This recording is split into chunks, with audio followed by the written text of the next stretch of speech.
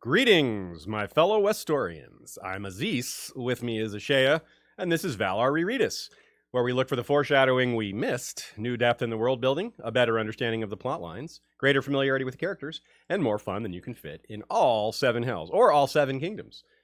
Hey, since there's actually more than 7 kingdoms, are there actually more than 7 hells? Something for the Westerosi philosophers in the chat to consider. Thank you for all of you who support us on Patreon. Member Westorians get a variety of fun bonuses and other cool stuff. That means a lot of fun stuff like episodes early and including our scripts. You can get scripts including for Valar Rereadis and all of our scripted episodes in the past. And, of course, our scripts for Valar Rereadis, that means, lots of thoughts from me and, of course, Joe Buckley and a lot of our people in Facebook and Flick, things like that. But also, we actually write out most of it. So most episode documents are around 30 pages. So there's quite a bit in every script. Most of this is written out ahead of time. Some of it's left in outline form. It depends on how I think it needs to be done. And a reminder, next week we are back on a Monday schedule just for occasionally we do Monday or a different day than Sunday. And next week will be one of those times. The time is still TBA, but we will be at Ball at the Wall in Nashville. So we have pushed it one day. So like I said, time TBA. We're thinking of doing something fun like a late stream, but we haven't nailed it down just yet. This episode, 3 Tyrion chapters, 2 Bran chapters, and 1 each from the Stark sisters. Ironically, it's the longest batch of chapters we're doing because we're doing 7 this week. And it's the longest batch, of course, in terms of audiobook length and page length. But, like I said, there's less variety in the POVs. 3 Tyrions, 2 Brans, 1 Sansa, 1 Arya. But that's not a bad thing. It's just a thing. So let's talk about which ones we have this week and get going. Tyrion 3, the gang is accused of incest, a.k.a. the one where Tyrion starts the chain. Bran 2, the one where they hear about Ramsay, a.k.a. the gang meets Manderly. Tyrion 4, the gang gets tricked on marriage alliances, a.k.a. the one where Tyrion counts to 3. Sansa 2, the one where Dontos sends a note, a.k.a. the gang drinks true wine. Arya 5, the gang is captured by the mountain, a.k.a. the one where Lommy yields. Tyrion 5, the one where they argue about Myrcella, a.k.a. the gang prepares the wildfire. And Bran 3, the one with the harvest feast, a.k.a. the gang meets the Reeds. Everybody send some positive thoughts to Ashea, who, to almost 1 year to the date of her falling down the stairs anniversary, fell down the stairs again. Yeah, just today, a couple hours ago. I'm an idiot. That is all. So, yes, 3, please send good vibes to Ashea's backside, which is very sore and hurting right now. You should send good vibes to my backside at all times. But sure. Yes. Okay, so let's do it. Tyrion 3. The gang is accused of incest, a.k.a. the one where Tyrion starts the chain. It's the one where Tyrion really starts making moves as Hand. I mean, he's been Hand since the beginning of the book, but this is where he really starts to operate. And the first line of the chapter is, quote, "The queen was not disposed to wait on Varys." As always, the opening line of the chapter gives us something immediately to talk about. And in this case, I would point out that Cersei's impatience hangs over many of Tyrion's A Class of Kings chapters, and as he says himself, she's more dangerous when she's composed, i.e. not in fear. He likes keeping her off balance because she's dangerous when she's not afraid. The thing is, she's afraid quite often, so, it's not hard to make her paranoid. Fortunately, if you make her too paranoid, well, Tyrion, you're one of the ones she's paranoid about, so, it's a fine line to walk. And in the council meeting, Littlefinger's line about how best to use rumor and lie is worth extra consideration. Quote, "In my experience, the more bizarre and shocking a tale, the more apt it is to be repeated." So I want y'all to keep an eye out. Think about other times in which Littlefinger may have done this, just exaggerated in order to make it more believable, which is, that does seem kind of counterintuitive, but there are times when it works. And of course, you got to think about who the audience is. And I don't mean us. I don't mean the readers. I mean the common people of Westeros. He points out how generally uneducated they are, talking about floppy ears and pregnancy and weird things like that. It's the kind of stuff that sounds ridiculous to us, but for Westerosi commoners who have had 0 years of schooling and there's no internet, just got to keep all these things in mind, things that we take for granted. They don't have any of that. So they believe a lot of, wrong things, and people like Littlefinger are well aware of it and capitalize on that. Made me think of Fire and Blood, of course. Yeah, very true. Yeah, George expands on that concept in Fire and Blood. Very true. Pycelle makes yet another comment about not trusting Varys. He just is he just doesn't stop talking about how he doesn't trust Varys.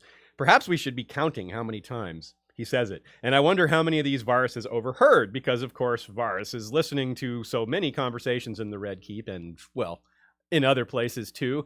I wonder if it was satisfying for Varys to kill Pycelle, be like, finally, I can shut this guy up. He blames everything on me. And of course, we haven't gotten to peak Pycelle blaming Varys when next week, I believe it is, we have Tyrion 6, and Pycelle gets his beard shorn by Shagga. And he's like, it was Varys. One of my favorite things is Pycelle getting his beard shorn. There's actually a real life story about, was it Mormons? I forget. Do you remember that story about they had a bit of a feud with each other, and so a bunch of men went into the other camp. I don't think it was Mormons, but they went into the other camp of people, like their compound. Oh, was it? It wasn't. Yeah, it wasn't Mormons. It was. What was it? The Quakers. The Quakers, right? And they cut off their beards, which is like it's real a huge affront. No, it's like terrible for them to do it. But anyways, it makes me think of that. Yeah, like in other circumstances, that's like a prank. You would shave somebody while they're asleep, but apparently for Quakers, that's a huge insult. Yeah, it's a religious affront. Yeah, it would be like shaving like a Sikh's beard or something, I guess. Yeah. Well, not like, but. Yeah. Whereas shearing off Pycelle's beard makes him look all the more ridiculous. Yeah, it's just mean. There's no religion behind this one, no culture, just being mean. But also, it's not like Pycelle didn't kind of deserve it. But we're getting ahead of ourselves. Tyrion, as Hand, with most of his time spent at King's Landing, makes for a very strong parallel to Ned. Both of them had 15 chapters, and both of them spent most of that time being Hand in King's Landing. And that's easily the most chapters for POV in either book. But while many of the same characters are part of the story, the supporting cast in King's Landing, Small Council, Cersei, Joffrey, all these other things, the challenges they face are different, and their personalities are very different. Of course, their loyalties are very different as well. Bottom line, Tyrion is just better at it. He's more skilled. It doesn't mean he's more moral, of course. That's an entirely different conversation. He's just smarter about politics. He understands people better than Ned does. And if you want to think about it another way, if you kind of follow Ned's arc, he's led from place to place by Robert's whims and Varys and Littlefinger's schemes. He's constantly chasing after what other people are doing. He's reacting, whereas Tyrion is leading. Other people are reacting to him. Cersei is reacting to his moves. He is kind of running things, whereas Ned was being run, I think. Also, Tyrion's in better shape because he doesn't have as many people coming for him. He has a lot more, even though he's got a lot of people who don't like him and working against him, he's got more men. He's got more protection, in other words. And he's got the approval of Tywin Lannister, unlike Ned, who is, kind of operating on the approval of Robert. And Robert, despite being king, was pretty weak politically in his own kingdom. It's almost like Tyrion read Ned's chapter. She's like, okay, here's what not to do. First thing, have a bunch of tough guys around you at all times, which Ned did not. He kept sending his men away, in fact. He kept weakening himself and making himself more exposed. And we already saw this in the beginning of Tyrion's arc, Tyrion 2, with his challenge to Mandon Moore.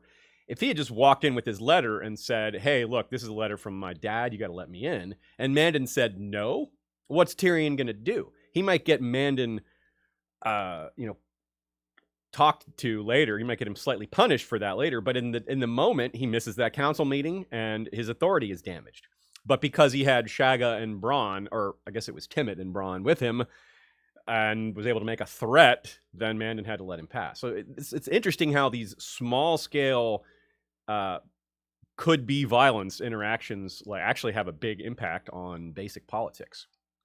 Like Tyrion wouldn't have been in the room without his guards. Now here in this chapter, he starts a defense project, and in his next chapter, he starts to test the key members of the small council while making a marriage alliance.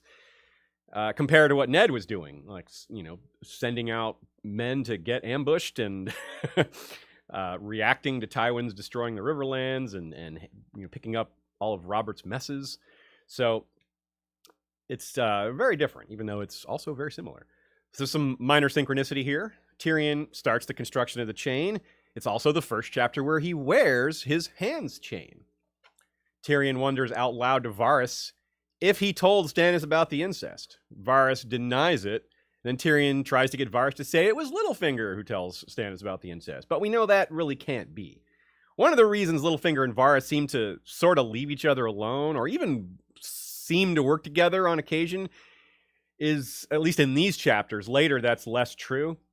But, and before it's true a little bit, but it's all for the same reason, basically, which is that neither of them want Stannis on the throne, and that's a big possibility hanging over either of them. Neither of them want that. Varys, obviously has his own candidate in mind for the throne, doesn't want a strong military presence in charge, someone that would actually be effective. He would much rather have Robert, Cersei, or someone like that in charge.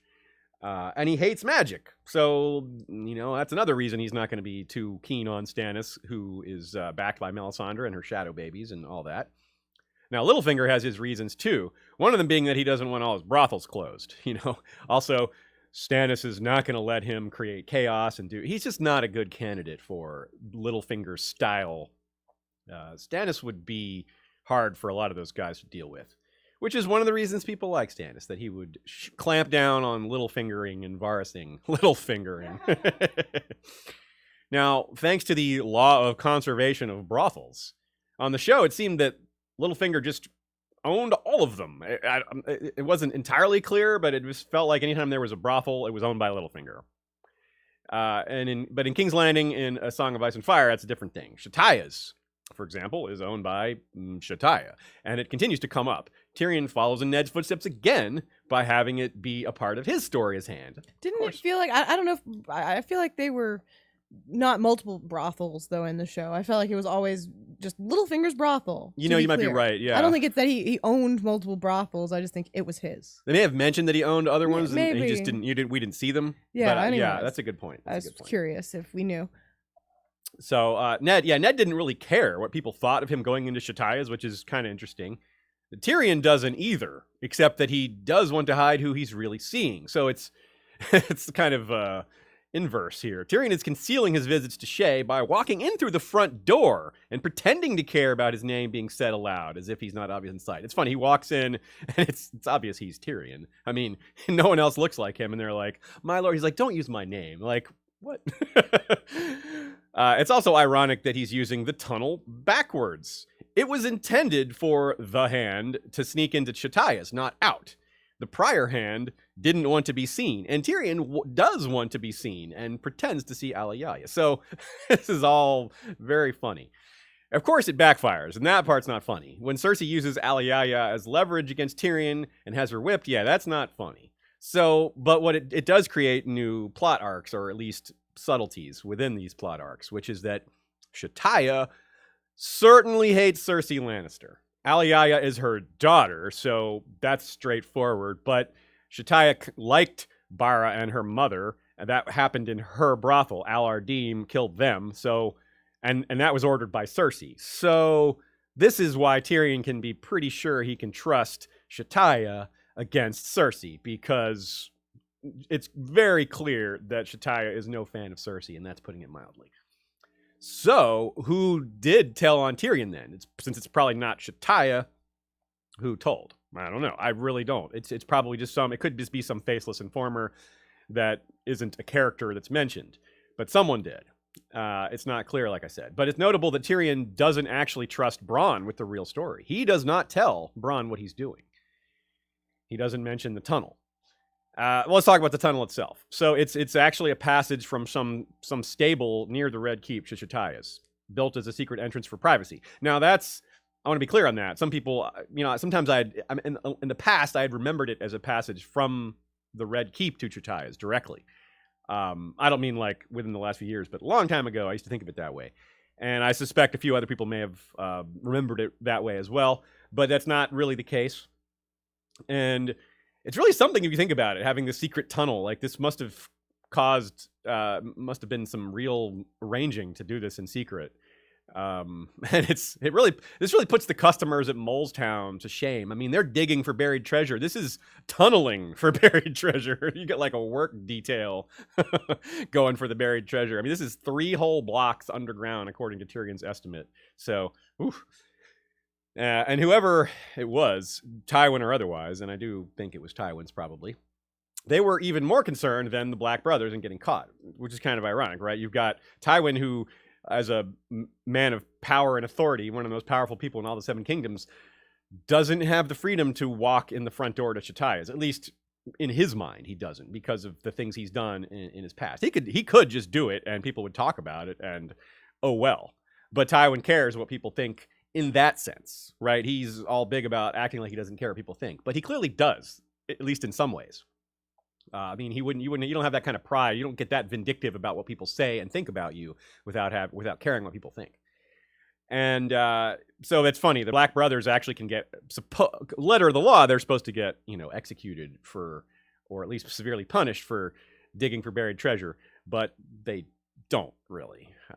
So it's a bit of a dichotomy. The highborn and their use of brothels, and the lowborn and their use of brothels that they're not allowed to use. And so, yeah, I do think it was Tywin's tunnel. For one thing, it just fits really well as far as Tywin's issues with sex workers. Given that Shay turns up in his bed, and the whole thing with Tysha and how he lied and forced Jaime to get Tyrion to think that Tysha was a sex worker, and of course, his father is the biggest part of all, meaning his father's mistress, who was also a sex worker that dressed up in his mother's clothing, and Tywin just hated this all so much. So it just fits so well. It's one thing to put that as evidence, but it just fits so well.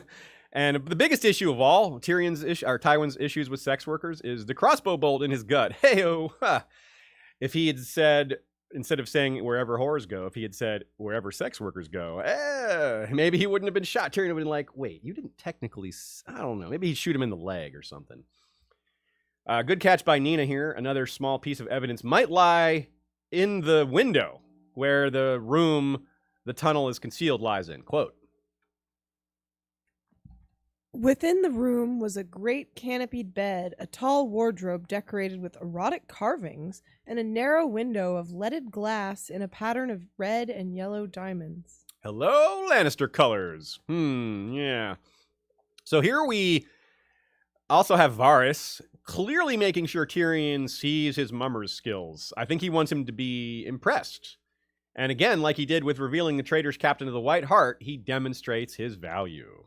Quote, "Even his walk is different," Tyrion observed. "The scent of sour wine and garlic clung to Varys instead of lavender. I like this new garb of yours," he offered as they went. I like this new garb of yours. They're walking in a tunnel, remember. No one else is there. It's an underground tunnel. No one even could possibly be listening. So the fake walk is completely unnecessary. Maybe it's actually his normal walk, and his walking around in the Red Keep is his fake walk. Either way, he can't be unaware that Tyrion is going to notice. Tyrion is too observant, and this is just too blatant. So I don't know what Varys wants Tyrion to think, but he knows Tyrion is catching all this. And also in this chapter, Tyrion ceases production of gold cloak armor, and you wonder if that is one of the many things that makes Cersei paranoid. Maybe she sees that as a threat to her own protection. Of course, later he sends all her guards away in an effort to rescue Jaime, but because it's an effort to rescue Jaime, Tyrion plays with Cersei quite a bit in these chapters. And this is really, Joe Buckley points out, this is probably almost certainly the first time that we see really different Varys. I mean, we do see Varys as the jailer visiting Ned, and Ned is astonished at how different he looks. But it's most of that is conversation. You don't really see the movement of Varys walking around. It's not quite as clear. So I guess you could say Ned's experience with Varys was his first real, our first real look into Varys's abilities as someone else. But this is makes it more distinct and more clear. So it's kind of a build-up, I suppose you could say. Now, Tyrion, Joe Buckley also points out how this kind of backfires on Tyrion a little bit, his play with Alayaya and Shataya. And I've already pointed out the backfiring part of Alayaya getting whipped. But I mean how this all gets brought up in his trial. Like, a lot of these things get brought up about his character, and it kind of stacks up against him in ways that he didn't foresee. All right, a couple of random questions and thoughts from y'all, and a few others from us. Super chat from Lisa Love, who says, excited to finally be able to send a super chat, and for a share. Well, thank you, Lisa. The evidence, what's interesting about all these things I said about Tywin and sex workers is that it's another example of George giving us the riddle or giving us the answer before he gives us the riddle. Because Tywin's issues with sex workers isn't really apparent yet. We know it because we're rereading. But technically in the story, Tytos's story isn't given yet. We don't know about Tytos and how he treated his mistress, and we haven't heard about a lot of the stuff with Tysha. So it's really kind of, and of course the Shay scene in his bed, obviously that hasn't happened yet. So it's a good example of the design of the series being meant to be reread. Stefan B. from Flick points out a great little quote. Cersei uses the phrase barefaced naked villainy. Ooh, yeah. Speaking of naked villainy, Cersei, someone's going to be taking a walk later. Stefan also wonders about Varys' stubble on his head. Like, how does he do that? Is it so fast? Well, I can tell you, as someone who used to shave his head, stubble grows on your head really fast. So it could be a matter of, like, you can have stubble, like, it's like a 5 o'clock shadow. You can, to keep your head completely clean on the top, you have to shave it almost every day. So all Varys has to do is slack off a little bit on his shaving, and it'll grow out. And at the beginning of the chapter, Cersei's like, where's Varys? So maybe Varys has been hiding for a day or two to do that. Ash, you have a question here, huh? Yeah, I was just wondering if you had a thought. I don't know if you knew off the top of your head. Who do you think would have the most point of view chapters in subsequent books? Do you know in each book? And if not, do you have a gut feeling that we'll find that we can answer? I have not. I have not looked at it, but I believe that I'm guessing that the person who has the most chapters from this point on is Arya, because she's by herself for so much of it.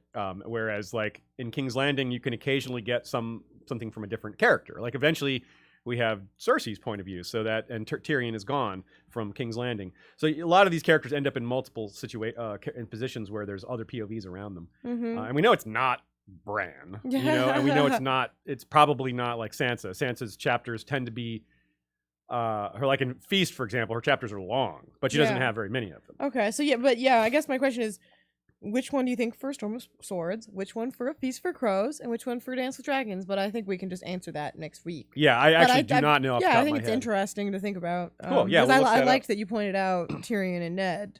Right on. We'll definitely look that up and have that answer for y'all next week. Good call, Ash.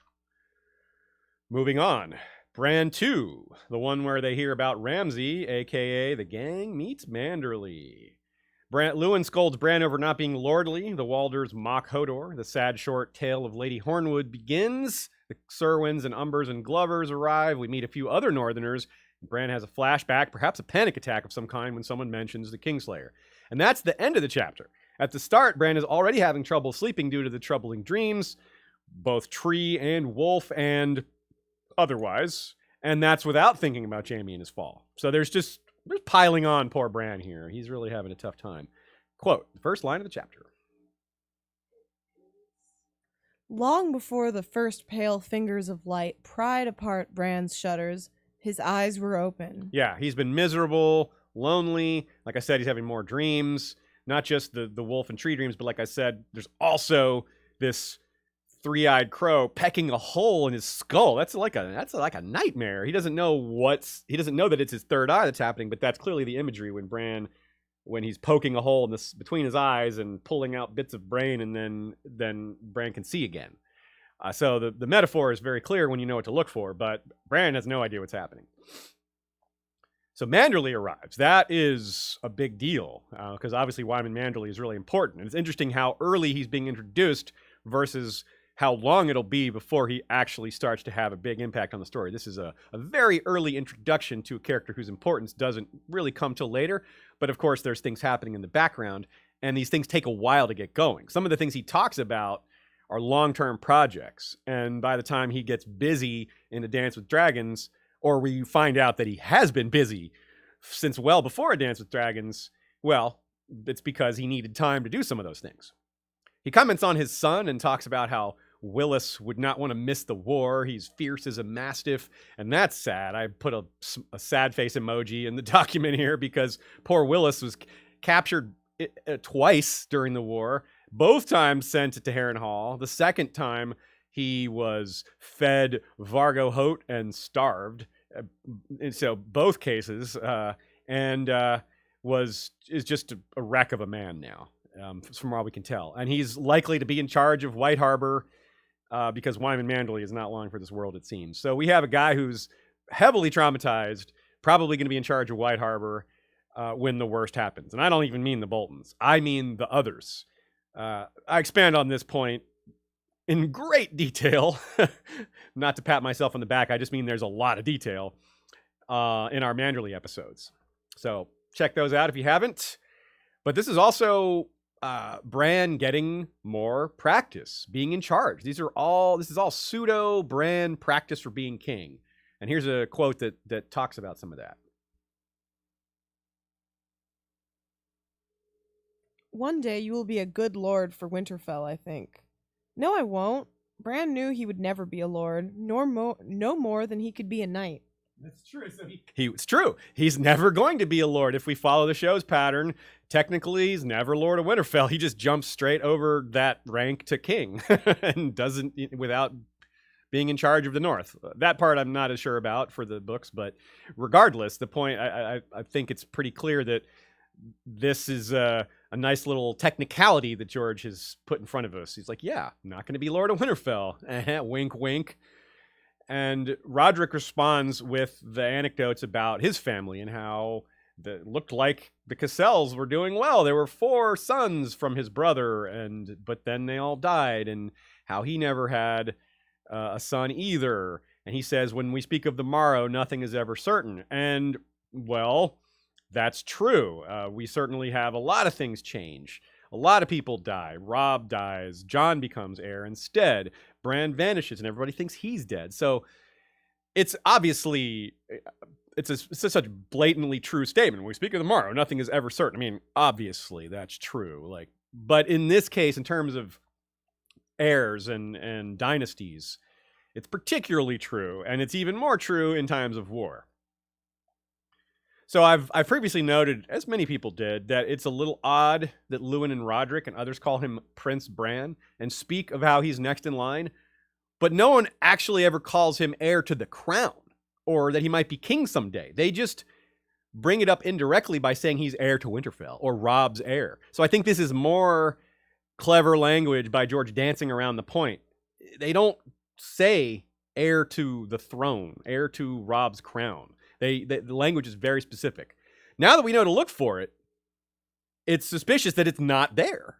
They don't say one day you'll be king of Winterfell. They say one day you'll be lord of Winterfell, which is, when you think about it, it's like, that's not the language they should be using. So it's, like I said, it's George being a little clever with dancing around the direct point here. Wyman brings up some of the specific things. Let's talk about some of the specific things he brings up. Well, in general, one conversation that's not just with Wyman, but with a lot of the Northern Lords is the harvest storage. This feels like a bit of George talking about, what was Aragorn's tax policy when we get into the nitty gritty of storage of the harvests and how Lewin and Roderick are trying to get people to store a fourth of their produce instead of a fifth, or in some cases, one house said they were only storing a tenth, and they were like, no, you got to do better than that. And we know that that's still not enough based on how long this summer has been, and meaning how long the winter will probably be. And it could be even worse because of, well, the others making it worse. That's pretty clear, right? And all the war and all the starvation should be pretty bad because of that. So all this storage is just not going to be enough. He mentions perhaps having a mint for King Robb. Now, we know from Davos's chapters the mint never actually gets going. When Davos goes to White Harbor, he sees people using the mint as like a refugee shelter. But hey, Shire Post Mint has Robb Stark coins. Hey, that's true. Oh. Wyman Manderly never made any, but Shire Post Mint did. Check Shire Post Mint out. Yeah, you get 15% off of if you use the discount code Westeros. Yeah, no, that's organic advertising. So, in addition to the mint, which didn't happen, we have something that did happen. Here's a quote. "I have been building warships for more than a year. Some you saw, but there are as many more hidden up the white knife." Sir Roderick pulled at his whiskers. "You have forests of tall pine and old oak. Lord Manderly has shipwrights and sailors in plenty. Together you ought to be able to float enough longships to guard both your coasts." So we kind of read those quotes out of order, but the point is Roderick is telling Manderly that he can do this, and he's telling the Umbers that they should work together. And they do, because these ships are getting built. The quote I read was Manderly talking to Davos, telling him that this has been happening. So that implies the Umbers and Manderlys have been working together. It confirms it. So that's very important vis-a-vis the plots happening at Winterfell right now, with one of the Umbers, blowing horns and digging pit traps for the Boltons and Freys to fall into, and the other Umber maybe pretending to be nice in order to keep their nephew, the Greatjon, from being executed for, because he's a hostage. So this is very important because we know the Manderlys are definitely working behind the scenes to overthrow the Boltons, to work against the Boltons, to maybe go be pro-Stannis. So the Umbers are probably in on all that as well. And one of the Umbers mentions that the Wildlings are as active as they've ever been. Part of the reason they want ships isn't for the greater war effort, although that's part of it. The other part is because the Umbers are saying, hey, we need more ships to stop these Wildling raids. They get on little boats and paddle over and do their business, and there's not enough of us to stop them. And, well, this is a white-bearded man. I forget if it's Hothor or Moore's Umber who says it, but both of them are pretty old. So you have someone saying they've never seen wildlings this active before. Well, that means something coming from a guy who's lived in the north near the wildlings for 60, 70 years or something like that. Bran wonders if a crippled person has ever commanded a warship. Because, well, he's thinking about things he could do. And actually don't have an example of such. Nina brought up a historical example that's kind of the closest we can get, but it's not a great parallel, but it's the closest we can get. So I'm not even going to bother explaining it. The point is we don't... I thought maybe this was a little foreshadowy, little reverse psychology kind of thing, but probably not. To be fair, we also don't get very many disabled people in the books, period. That's true, because, most historically disabled, and in real life. Yeah, that's true. Real life, but sorry, in modern Westerosi time and historically. Disabled people in the nobility have a decent life, and if they're not in the nobility, a lot of times they don't even have the opportunity to grow to adulthood. So yeah, that's part of it. And it's pretty sad. Manderly himself, though, is an interesting comparison to Bran. He's grown so large, his legs are not much use. Can't ride a horse. Bran can only ride a horse with a special saddle. And it's mentioned how Manderly's size creates logistical issues for being with a woman. And Bran can't be with a woman at all. So they have things in common, not good things. I'm sorry, isn't that something we don't actually know for sure? Wasn't that a thing we discussed? That We don't know for sure. No, that's why Yeah. I'm saying it's. Did I say it's impossible? I don't know You if it's didn't say possible. impossible. You said Bran can't be with a woman at all. Yeah, I guess you're right. Maybe Which, maybe just he to can. be clear, We don't like know maybe that. he can't. We just Yeah. don't know. It's not like they could prove that. Well, yes or Ned no. thinks he can. I'm Yeah. taking my cues from Ned, who thinks that won't happen. So maybe Yeah. maybe some off-screen thing. Lewin said it's that. Yeah, it I just did don't know affect how him well that they deeply. can prove that. Anyways, Yeah. whatever. That's a digression. We have talked about this before. I think it's You're right. interesting. I shouldn't be so sure. You're right. Yeah, but regardless, I think the idea that Bran is, kind of lost mentally as well, it also speaks to him not ever consummating anything with a woman. Good point. But yeah. So another character introduced here, the sad, like I said, the sad short tale of Lady Hornwood. She's had a rough go of it. Her son and husband both died in the war very early on, and Bran, being a good kid that he is, he wants to send her home with 100 men, and he knows he can't though because they don't have 100 men to spare. And well, it's too bad he didn't have 100 men to spare because when she leaves the harvest feast, Ramsay captures her and forcibly marries her, and awful things happen. If she had had 100 extra men guarding her, that almost certainly wouldn't have happened. So the Hornwood inheritance is a major issue. It gets more difficult after Lady Hornwood's capture, but if we're looking ahead, the same people they discuss as heir are still out there. They're still alive. The main candidate is Lawrence Snow, and there's an interesting quote here from Bran. Then let Lord Hornwood's bastard be the heir, Bran said, thinking of his half-brother Jon. Yeah, so there's kind of some vibes to Robb's heir there. It's a very similar comparison. It's like, let Lord Hornwood's bastard be the heir. And it's like, he's literally thinking of Jon. And Jon does end up being heir to Robb over Bran. And part of that is because Bran vanishes, but also part of it is Bran's capacity as someone who can breed and all that, or at least his people's thinking that about him. And also, of course, it's mentioned that there's that his age is an issue, right? We have this youth. Lawrence is only 12 years old, and of course that would be an insult to Lady Hornwood because it's not she's not related to this bastard. It's her husband's child. So it's a very difficult situation.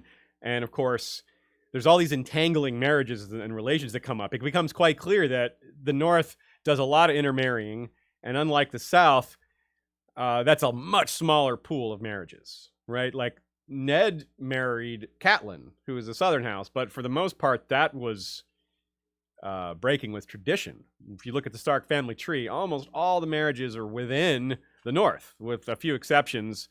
And many of those exceptions are like the Blackwoods, who are technically still old gods worshippers, even though they're not in the North. The point being, when they're talking about who can inherit Hornwood, there's all these other families that have blood in the Hornwood line. Like Manderly's like, well, Danella Hornwood was born a Manderly. And the Tallhearts are like, well, this kid is half Hornwood because his mother was Hornwood.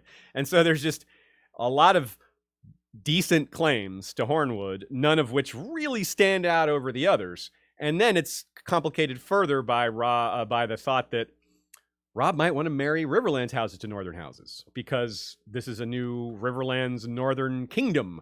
And to strengthen the kingdom, you marry the houses, the noble houses within your kingdom to each other, the ones who are not necessarily automatically or already allied, people that don't have historical alliances or at least historical friendships.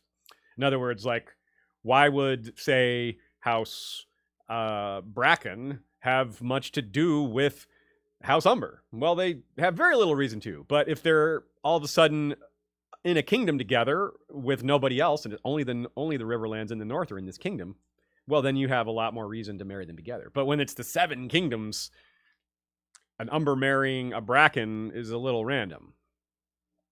There's also precedent for this, and I don't mean northern houses marrying southern houses. I mean commoners.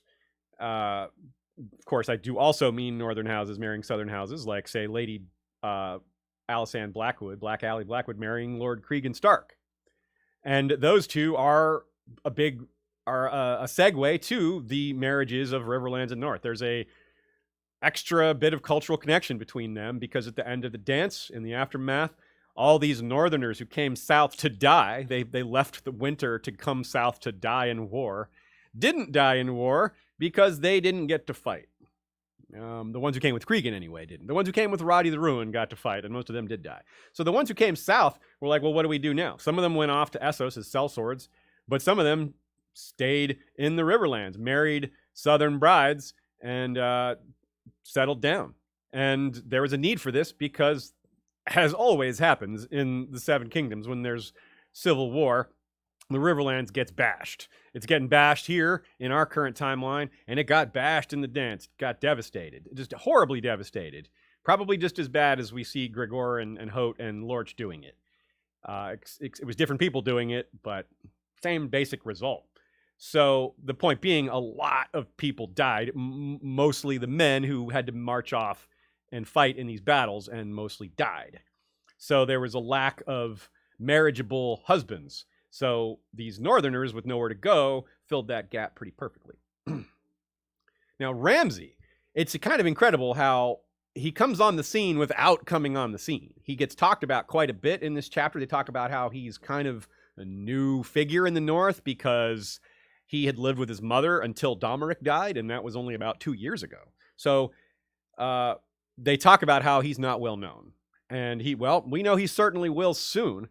And he does worse things than the others. I mean, the others do some stuff up there in the north, but it's kind of vague exactly what they're doing.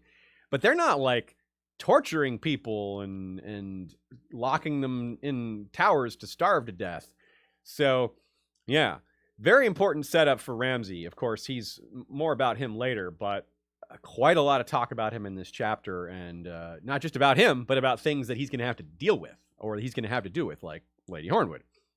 Reek is mentioned as well, and that's important because obviously, unlike the show, these are two distinct people. We never actually meet the real Reek. Ramsay pretends to be Reek, and then, of course, Theon becomes Reek. So there's just like 3 different Reeks in the books. And in the show, I guess there's just Ramsay himself pretending to be Reek. He doesn't call himself that, I don't think. But it's basically the same thing. We also get the Wild Hares, which is the Tall Heart, like, kind of squad that they form. They're young guys who didn't go south with Robb. And, of course, they're going to get killed by Theon. The Serwins show up, and, well, they don't show up yet, but they're mentioned here, and then later they show up. It's mentioned that Lord Medgar Serwyn is one of Tywin's prisoners, but he's going to die in the ensuing aftermath. No real incident or thought that there's foul play there. It's possible that Medgar Serwyn was Tywin wanted him dead, but I can't really see why. I think he was just more valuable as a hostage. So it's possible someone offed him, but I kind of doubt it. Mild amusement at how sexual topics are avoided or misunderstood, since we're dealing with an 8-year-old boy POV who doesn't fully understand sexual topics. They're not going to tell him why Hothor Umber is nicknamed Horsebane, for example. In case you've forgotten, he killed a male sex worker who tried to rob him. And here's a line that I think is hilarious, quote, Bran knew that men slept on top of women when they shared a bed. That's so uncomfortable. On top of, God, that's just like, I need to roll over, but this man is on top of me. well, that's how we sleep. Just have to live with it. Less amusing, in fact, not amusing at all, is Bran thinking of how Hodor won't fight even when he's being picked on or people are attacking him. And this is sad because, or extra sad, because when Bran does make Hodor fight via skin changing into him, Hodor's probably aware of it, and it's just it's making him suffer, most likely. Like, this is not me. I don't do this. It's very uncomfortable. And I mean, he suffers when Bran just borrows his brain to walk around. So if he's suffering just walking around, then being forced to fight, that's got to be, having your mind stolen's not good, even when you're Hodor. It doesn't really matter who you are. So there's a lot of characters that are worthy of a Where Are They Now. I am definitely going to publish a couple of Where Are They Nows pretty soon. I wanted to get past this hump of these big early chapters. The chapters are a little more, well, let's just say, looking ahead, these early chapters are the biggest chunks of information. They contain the most detail, the most to talk about.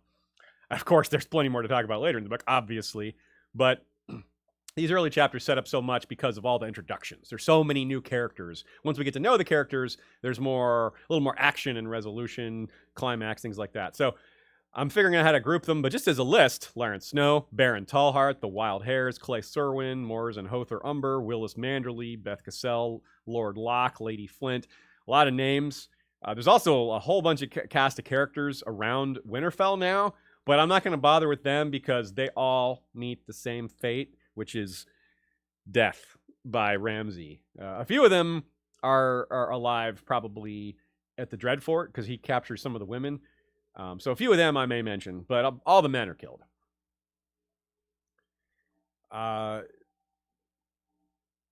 There's a mention here, quote, you could have been a knight too, I bet, Bran told him. If the gods hadn't taken your wits, you would have been a great knight. And this is maybe a nod to a couple of things. One, it might be a nod to what we just talked about with Bran making him into a knight by taking over his brain and using his brain in place and just using Hodor's body to fight with. But also it reminds us of Dunk and Egg, because Dunk is probably, almost certainly, Hodor's ancestor. And, well, they're a similar size, and Dunk was a great knight. So it's kind of in his genes, you could say. The Hornwoods, Joe Buckley points out a great parallel here. The Hornwoods are like a microcosm of the Riverlands. Everyone's fighting over them. No one really cares about the people. It's all about the power of controlling that land. All the people could be slaughtered and it wouldn't matter, especially someone like Tywin. They care about controlling it. They want that power. And another similarity is in the geography. The Hornwood lands are surrounded by all these enemies that even the Manderlys are kind of ambitious about it. They're not as cruel, not nearly as cruel. But Wyman Manderly wants those lands. He's not just being a good guy about it. He's way better than Ramsay, but there's definitely some cynical ambition on his side as well. It's just not as brutal, or not brutal at all, really. So there's people on all sides. You can see people coming up to claim it, and then we have Ramsay putting his soldiers in there, and then Manderly seizes the castle to keep the Boltons from taking the castle themselves, and blah, blah, blah.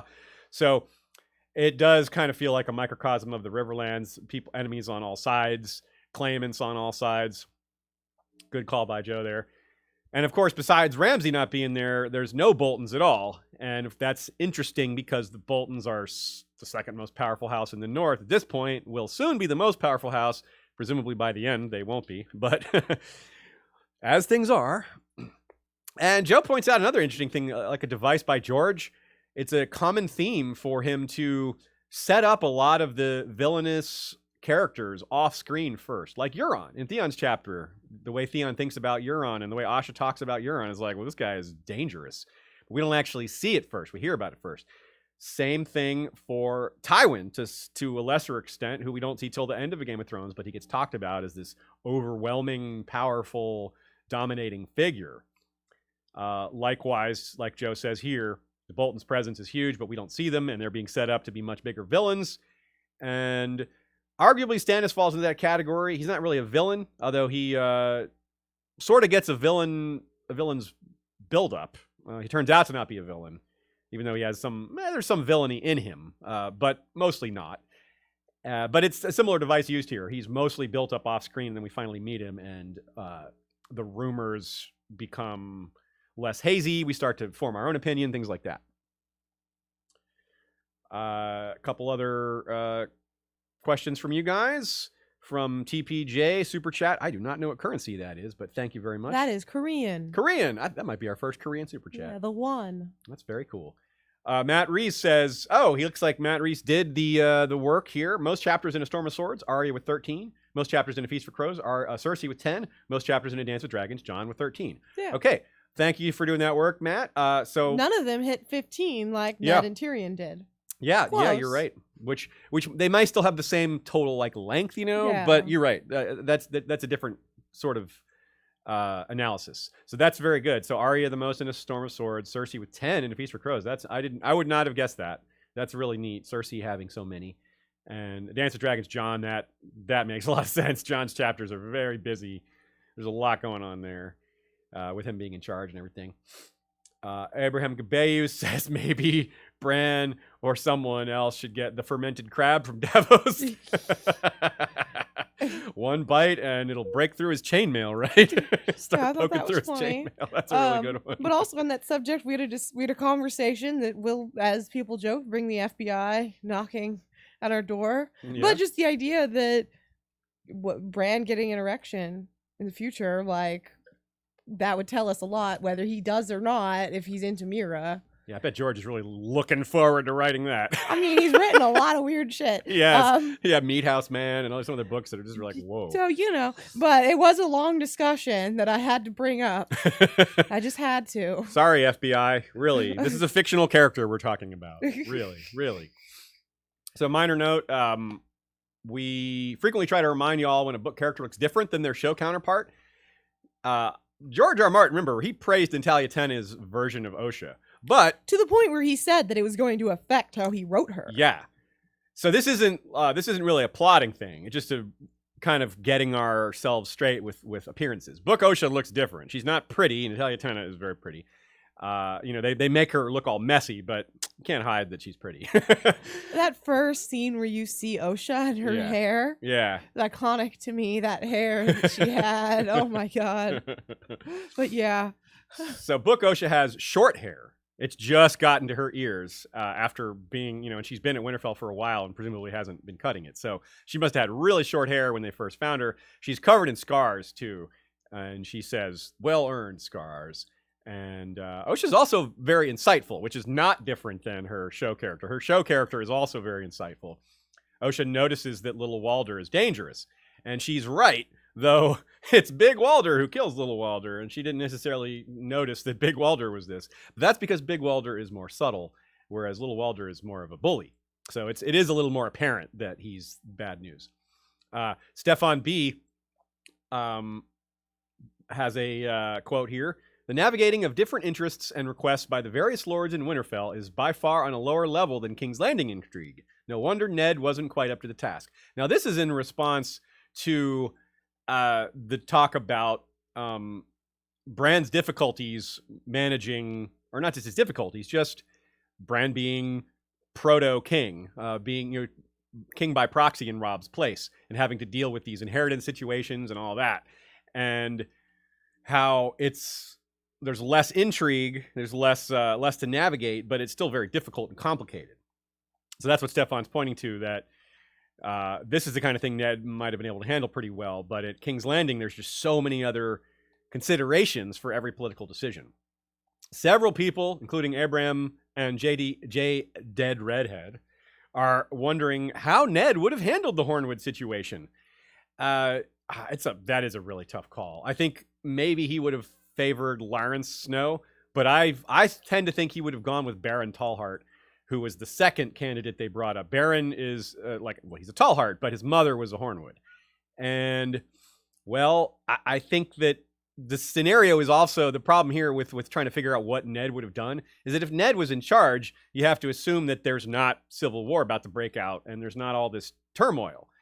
One of the reasons they weren't excited about Lawrence and less excited about Baron Tallheart taking over is that they didn't want a child lord taking over with the Boltons and Manderlys and all these other people pressing them. They were like, how is a child going to defend against the Boltons? That's just too difficult. But if Ned is the Stark in Winterfell, you got to think that the Boltons and the Manderlys aren't going to be pushing as hard. They're not going to be sending troops into Hornwood lands when Ned Stark is sitting there at Winterfell in times of peace. A lot of this is happening because of the chaos. They're taking advantage of the chaos. And if Ned were in charge, well, there probably wouldn't be the chaos. So it's kind of hard to handle, to guess at what Ned would have done because the situation would have been a lot different. However, I will say that I do think it would be Baron Tallheart because Ned's a bit conservative and Baron Tallheart is Trueborn. So Lawrence Snow, not Trueborn, maybe.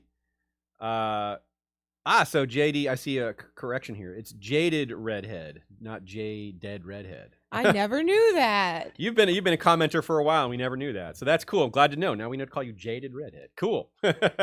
Thanks for the clarification. So yeah, I think it's a good what-if scenario. How would Ned handle the Hornwood situation? So I'm going to say Baron Tallheart is my guess. And time to move on. Tyrion 4. The gang gets tricked on marriage alliances, aka the one where Tyrion counts to 3. Tyrion steals some drugs from Pycelle so he can keep Cersei occupied on the toilet. But though she later spends a lot of time in there, he never does shoot her with a crossbow. But Joff is shooting rabbits with one, while we see food shortages beginning in the city. Yes, while people are starving, Joff is just killing rabbits for sport. And yeah, the chapter begins not unlike the Bran chapter. That happens in the real world too, Aziz. Yeah, that's true. The chapter begins not unlike the Bran chapter that precedes it, with someone who has been awake since before dawn. It was a boy, now it's an old man. Quote, I do not sleep as I did when I was younger, Grand Maester Pycelle told him, by way of apology for the dawn meeting. Well, that doesn't bother Tyrion. See, Tyrion, in a few chapters, Tyrion's going to point out that Lancel comes to him in the middle of the night to try to get him while he's tired and maybe make him easier to get off guard. And Tyrion's thinking how bad of a plan that is because of how little he sleeps anyway, and how he's going to likely to be awake in the middle of the night anyway. So I need to keep an eye on too. Noticing small patterns that I didn't necessarily pay much attention to before. Tyrion, maybe more than in this chapter than others, or maybe it's just because I'm just now keying in on it. Maybe it actually happens a lot more than I'm thinking. Tyrion interrupts people and finishes their sentence for them a lot. And I've been combination reading and listening to these chapters, usually both actually. A lot of times I'll read them and then I'll listen to them so I can really get a thorough run through. And things like interruptions in a conversation stand out more in an audiobook because you have this very sudden change in voice. Someone's cutting in. When you're reading it, it doesn't quite have that impact because it's not audible. To a listener, interruptions just stand out more. Kind of like if you're reading and you have one, like a whole page of words and one sentence is in all caps. And that would really stand out on the page. It's like, whoa, all caps. And it's someone's yelling or something's loud.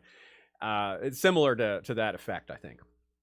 So you gotta like how Tyrion works the angles here. Now, on one hand, Tyrion's fooling himself in thinking that just because Pycelle was easier to catch lying, that Littlefinger and Varys aren't lying to him, but he's not. Tyrion doesn't actually think that. Tyrion is aware that Littlefinger and Varys are more subtle and that they're harder to catch. And he thinks this precisely. He thinks this exact thing. So he's not fooled, but at the same time, he wants to keep them on their toes. He needs them to know that he knows, so that they are aware he's formidable. So they take him seriously. He knows. They know he knows they know. Yeah.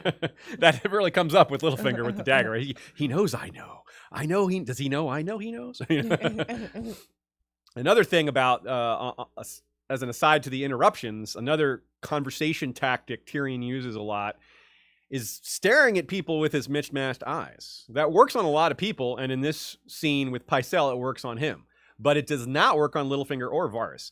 Varys, it does. I don't think it comes up with Varys, but with Littlefinger, it's pointed out that Littlefinger stares him directly in the eye, like he's the opposite of intimidated by Tyrion. He's like proving how unintimidated he is. Do you think Bloodraven pulled this Tyrion trick? Do you think Tyrion's pulling a Bloodraven here? Ooh, yeah. That's a great call. I imagine Bloodraven just takes off like a patch. He's like... Looks deep into your eyes. Yeah, he had his eyes were black and red in a sense, a black by absence of an eyeball. Like the sclera, whatever, yes. Yeah, and in our Bloodraven episodes, we have drawn a lot of parallels between Bloodraven and Tyrion, so that is, I don't know that we made this one, though, the staring at people. Yeah. So, but we did point out that they are both intimidating in their look, like that they're sinister looking, but I don't know. Yeah, they're both creepy as hell looking. Yeah. Like, I would not trust either of them if I met them. I know you shouldn't judge a book by its cover, but like they look like, if I was in Westeros and you believed in magic and like things like that, I would think something's wrong with them. Yeah. The gods have not blessed them. Especially Bloodraven. Yeah, especially him. What is up with that dude? So think about this from Pycelle's point of view. We know that he's like, as Varys puts it, he's just antsy and squirming because he wants to know what's in that letter so bad. And Tyrion is baiting him so bad. Tyrion gives him 2 letters precisely because he knows he's going to steal one of them and the other one's going to get sent out.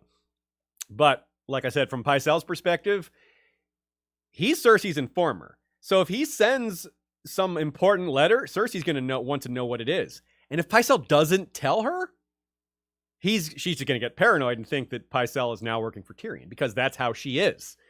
And Pycelle is afraid of being seen that way, and not just because he doesn't want Cersei to think that, but because Cersei is scary too. He doesn't want Pycelle doesn't want Cersei to think he's a traitor, because he knows what she'll do to him. And so Pycelle's in a real tough spot. He can't seem like he's not being a good informer. Exactly like Varys, right? Varys has to keep giving useful information to continue to be useful. If he ceases to be useful, then he's doomed.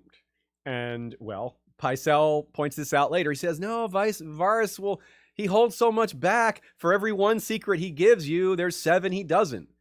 Well, that's true. Pycelle's right about that. But that doesn't absolve Pycelle of being Cersei's informer in Tyrion's point of view. Now, there's a little sneaky little bit. At the end of Tyrion 6, there's this quote. And certain knowledge of an informer, too. Well, that was the plum in his pudding. And, of course, the knowledge of the informer he's talking about is that Pycelle, informed on him to Cersei. And the funny part about this is that Tyrion, when he shows up for this dawn meeting with Pycelle serves him stewed plums, and Tyrion says, no, go send the letter now. The stewed plums will keep. So the fact that Pycelle was the one that proved to be the informer, well, the plum in his pudding, indeed. That's maybe a little nod to George, or by George there, to, I don't know, what do you call that? Fruit to connections? Fruit parallelism? Yeah. So, of course, this is going to lead to the bye-bye beardy scene we talked about a little while earlier, Pycelle losing his beard. So then he moves on to Littlefinger. So that was his count of 1, talking to Pycelle. So he goes to Littlefinger, and Ned never tried giving Littlefinger something, right? Tyrion gives Littlefinger this big offer of Harrenhal, which, Ned just was so disgusted by Littlefinger, just kind of had to work with him, maybe work with him more than he didn't probably have to work with him as much as he really did, but he felt like he had to. And that's something that is important to kind of consider here, just the different ways that Ned tried to work with Littlefinger versus the ways Littlefinger tried to work with him. We get a bit of news on Littlefinger's financial talents here, which I think is interesting.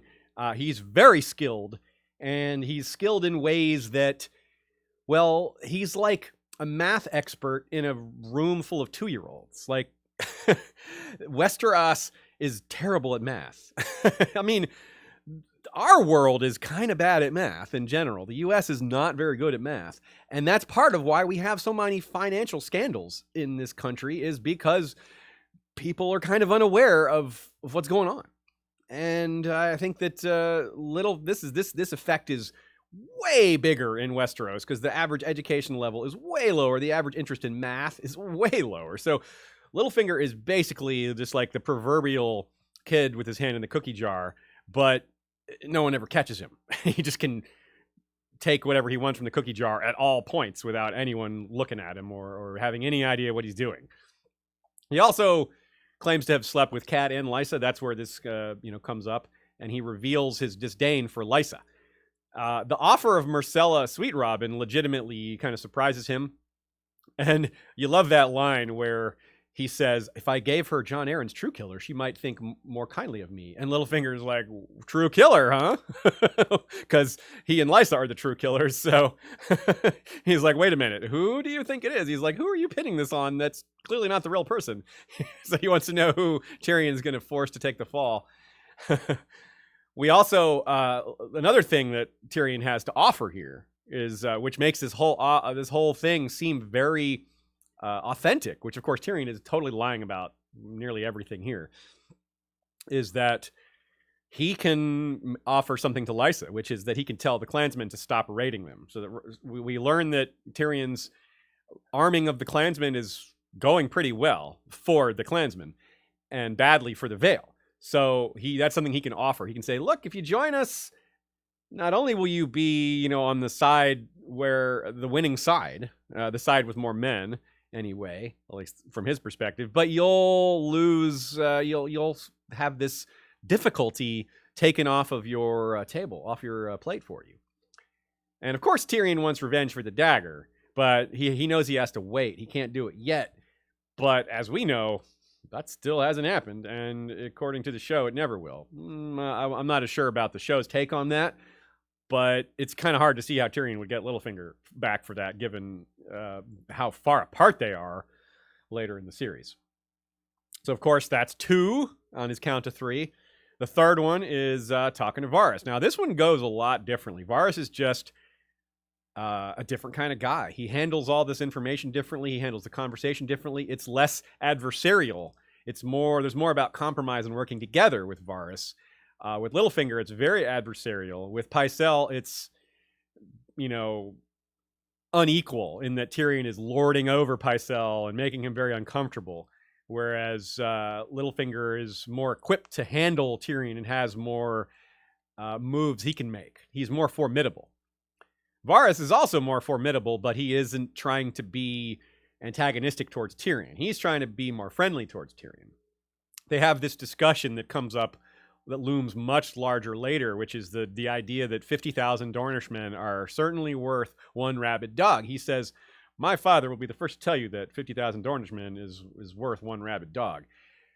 However, he's not entirely right, is he? Tywin still is not eager to send Gregor's head to Dorne, even later. And of course, this is all going to get worse in terms of how angry the Dornishmen are, because, well, Oberyn's going to die, and they're going to be even more pissed. So Varys knows that Tyrion made Pycelle squirm, but he didn't actually reveal anything by word because the secrets were in a letter. So Varys couldn't see that or overhear it. But he did hear via his birds. Now, to be clear, or to be fair, Varys could have overheard Pycelle telling Cersei what was in the letter. It was spoken of. It just wasn't spoken of by Tyrion and Pycelle. But I suspect that Varys didn't hear Pycelle tell Cersei because Varys seems to believe what Tyrion told Littlefinger, which was said out loud. So because Varys believes that the genuine offer was Tommen to Dorne and Myrcella to the Vale, because he overheard Littlefinger and Tyrion talking about Tommen or about Myrcella going to the Vale. So he assumes that's the real offer.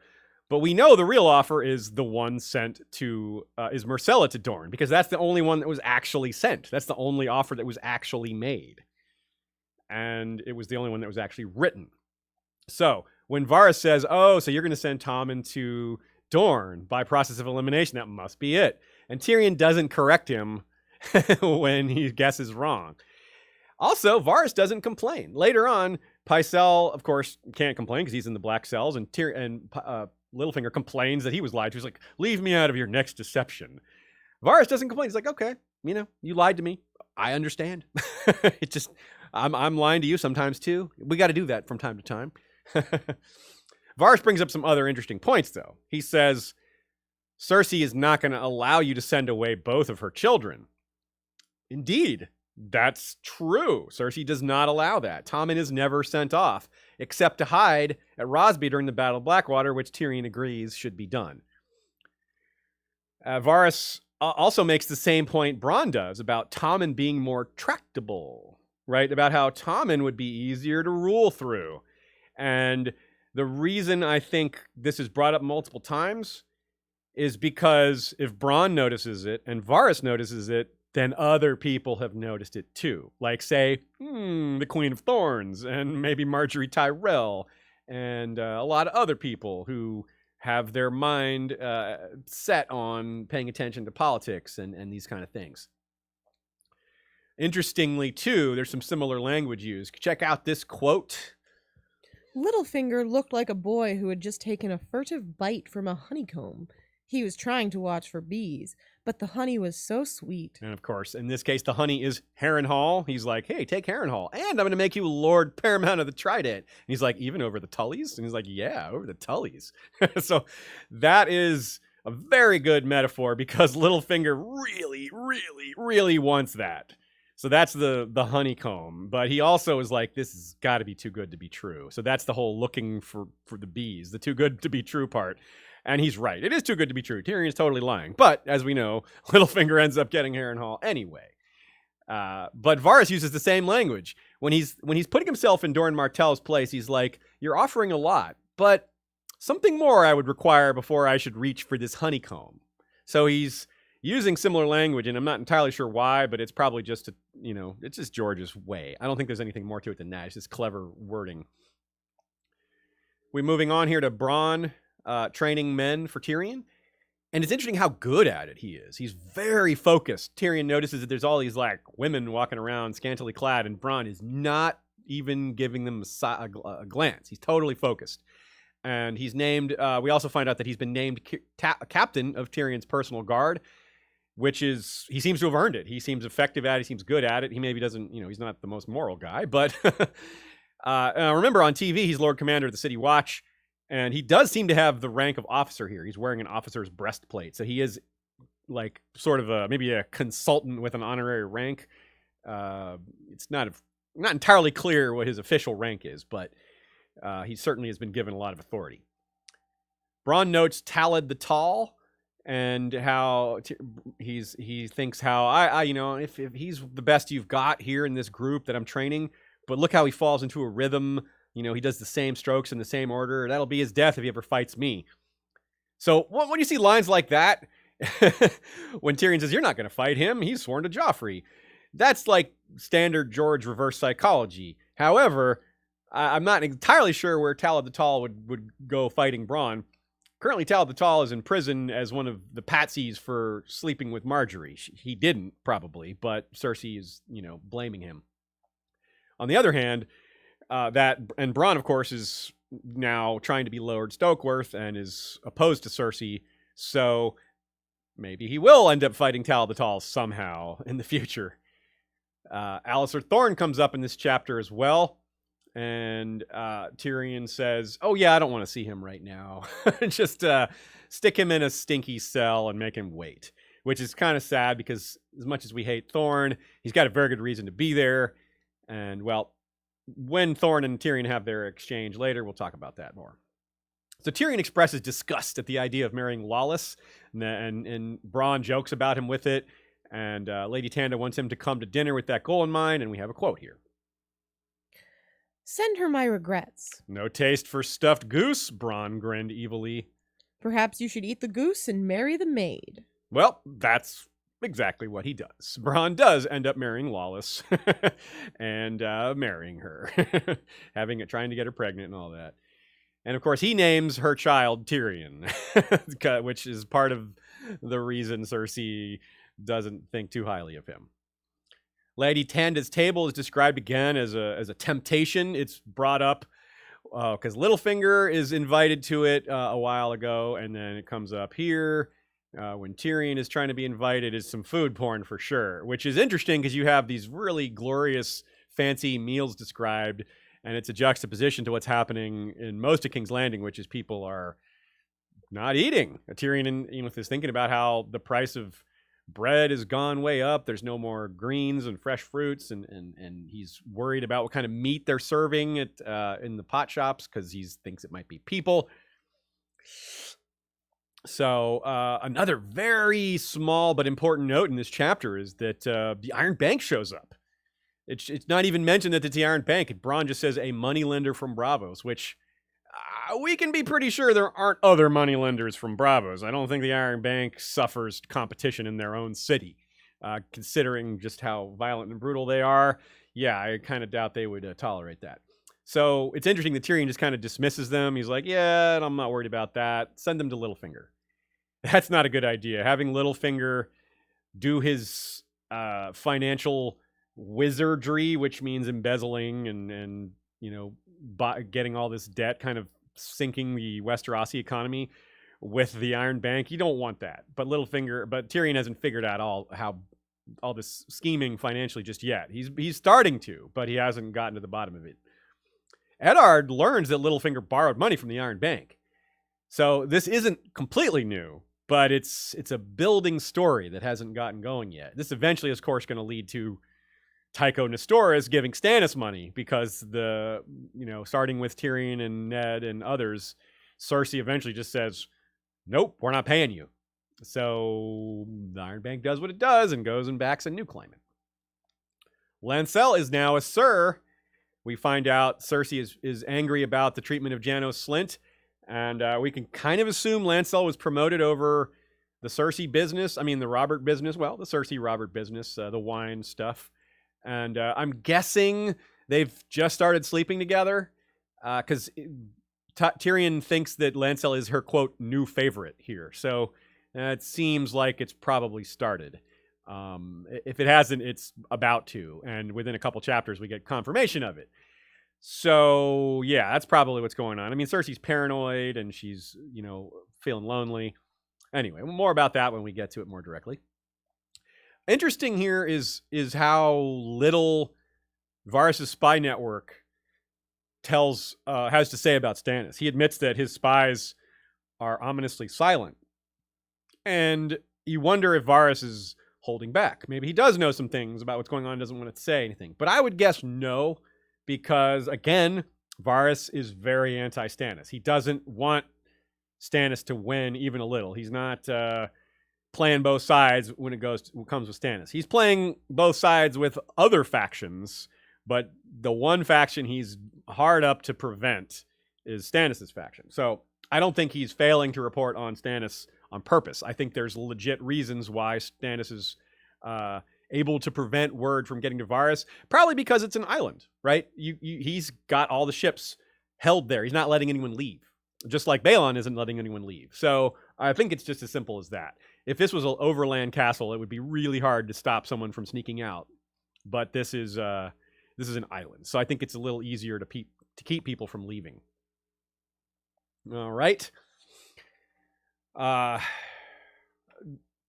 Good. A couple of thoughts here. Pycelle's mind, very organized. Tyrion notes that while he's looking at Pycelle's, regions, his poisons and everything, he sees just how organized Pycelle is, which is, a little detail about the kind of person Pycelle is. We don't like him, but he's not a dummy. This is this is a lot of these things that we talked about here, not just the thing with Pycelle, but, going to Shataya's and all these other things there's small amounts of things that are making him effective in the short term, but they're going to come back to bite him in the butt when he goes to trial. Even some of these things that he did for other people, like things that weren't for himself, are going to get turned around on him and make it, the realm is going to see them in a negative light, even though he's, doing a good job. We get a little more of Littlefinger's backstory here, which is interesting. It's a slow burn on Littlefinger's backstory. More of it comes up in A Storm of Swords when he's alone with Sansa and is a lot more forthcoming with his secrets. And we get an idea, too, of just how big a deal Littlefinger is. Like, all the money stuff that he does when Tyrion thinks about him, buying wool and dyeing it and storing it, just all the different schemes he has, some of which are just standard profit stuff. He's not just, it's not just schemes, just some of it are just, businesses. But the fact that he's just doing so much, which is part of what Tyrion thinks, he's armored himself in gold. It's like the realm, no matter how untrustworthy he is, like Varys, it's hard to think of how they would do without him because of the money situation is so precarious. And without his quote unquote financial wizardry, they're worried about how badly it would go. They mentioned too that Renly is dawdling, that Tyrion's like, I'm not too worried about Renly in the short term because he's moving so slowly, showing his power, waiting for his enemies to weaken themselves, gathering more men, etc. But you wonder if it wouldn't have just been better for him to just make a beeline for the capital, just go straight for it, kind of like Daemon Blackfire did. Although, Daemon Blackfire took a while to get going. The Blackfire Rebellion took over approximately a year, but still he made a beeline for King's Landing when he could. And Renly could do that right now, but he didn't. And, if he had it to do all over again, he probably would have. But, he doesn't have it to do all over again. So, yeah. Here's an interesting quote. The prince is a sentimental man, and he still mourns his sister Elia and her sweet babe. That's from Varys. I didn't catch this. Joe Buckley points this out. He notes that it's singular babe, which might not mean anything because technically Rhaenys was 7 and not a babe, but it might be a nod to only one of the children being dead, like a nod to Fagon. On the other hand, most of the fandom, including me, and I believe Shea as well, doesn't think that Fagon is actually Rhaegar's son. I think most of us believe that both of the kids were killed. That doesn't mean Varys doesn't want to talk about it always and always as if. Yeah, you're right. For the case. You're right. That's true. So he could. It's just part of his, keeping a lie up and all that. So anyway, and either way, Doran definitely mourns all of them, regardless of their ages and Varys's quotes. So yeah. Tubbs 1971 says it's a power move to stare with both eyes into one eye of the person you're talking to. Littlefinger and Tyrion both use this. Oh, okay, that's neat. I hadn't noticed Littlefinger doing that, but we'll keep an eye out for that in the future. Good comment from Tubbs 1971. I did a little extra research on the drugs that Tyrion notes are. Here's the list. Quote. He noted sweet sleep and nightshade, milk of the poppy, the tears of Lys, powdered grey cap, wolf's bane and demon's dance, basilisk venom, blind eye, widow's blood. Sweet sleep is the one that's it's supposed to give you a dreamless sleep, but didn't work on Bran because his green dreams and powers are just too strong. It's being given to Sweet Robin occasionally, and it's foreshadowed that he'll be overdosed on it. Nightshade is poison in this context, though it has a much broader definition in the real world. For example, technically bell peppers and tomatoes are in the nightshade family, but so are a few varieties that people trip on, like hallucinate. What did I say there? But we haven't seen that in Westeros versions. So far in Westeros, nightshade is just poison only, but maybe it has other uses. Milk of the poppy, of course, is Westerosi morphine, which is made from the poppy straw of opium poppies in the real world, and presumably something similar in Westeros.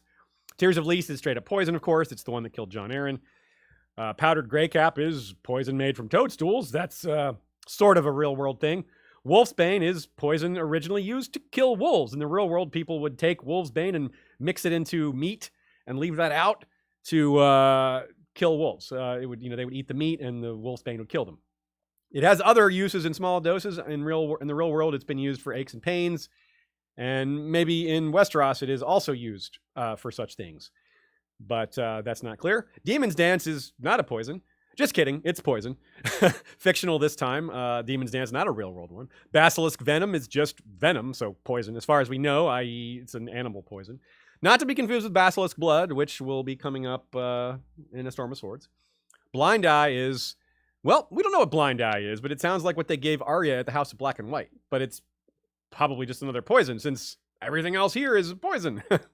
Widow's blood is, a poison, but some people think Oberyn was giving this to Tywin because it shuts down the bowels and bladder, filling a person with their own waste fluids, which that'll kill you. That would explain why he was in the privy long enough for Tyrion to find him sitting there, still waiting after all that time he spent, talking and killing Shay, and Tywin's still just sitting on the can. It would also do a really good job of explaining why Tywin's corpse smelled so bad, because it's full of waste. It could be this is what Tyrion doses Cersei with in Tyrion 6. Given the description is that Cersei is stopped up, shut down, that she can't, she's constipated or what have you. So shutting down bowels and bladder, maybe that's what happened here. Maybe he just gave her a very small dose of it. But on the other hand, the way he's looking at the vials is he lists off all those ones and then he finds the one he's looking for. So it seems like a different one. Anyway, in this scene, he only takes that one thing, just that one bottle. However, later when Shagga breaks down his door and cuts his beard and they send him to the dungeons, he takes several more vials, and Pycelle is going to point that out at this trial, that he's, it's going to look real bad for Tyrion. Pycelle's going to say, look, he stole a bunch of poisons from me, and he's on trial for poisoning Joffrey. So this is going to look very bad later. Okay. That's all the comments for this Tyrion chapter. Let's move on to Sansa 2. The one where Dontos sends a note, a.k.a. the gang drinks true wine. A phrase repeated many times on this first page is the first line of the chapter. Quote, "Come to the Godswood tonight if you want to go home." The way she reads it over and over reminds me of Dany in her fever dream repeating the phrase, "Wake the dragon." And in a sense, this is also an awakening of sorts. Dany awakens and is a kind of a different person and has this new sense of destiny and all that.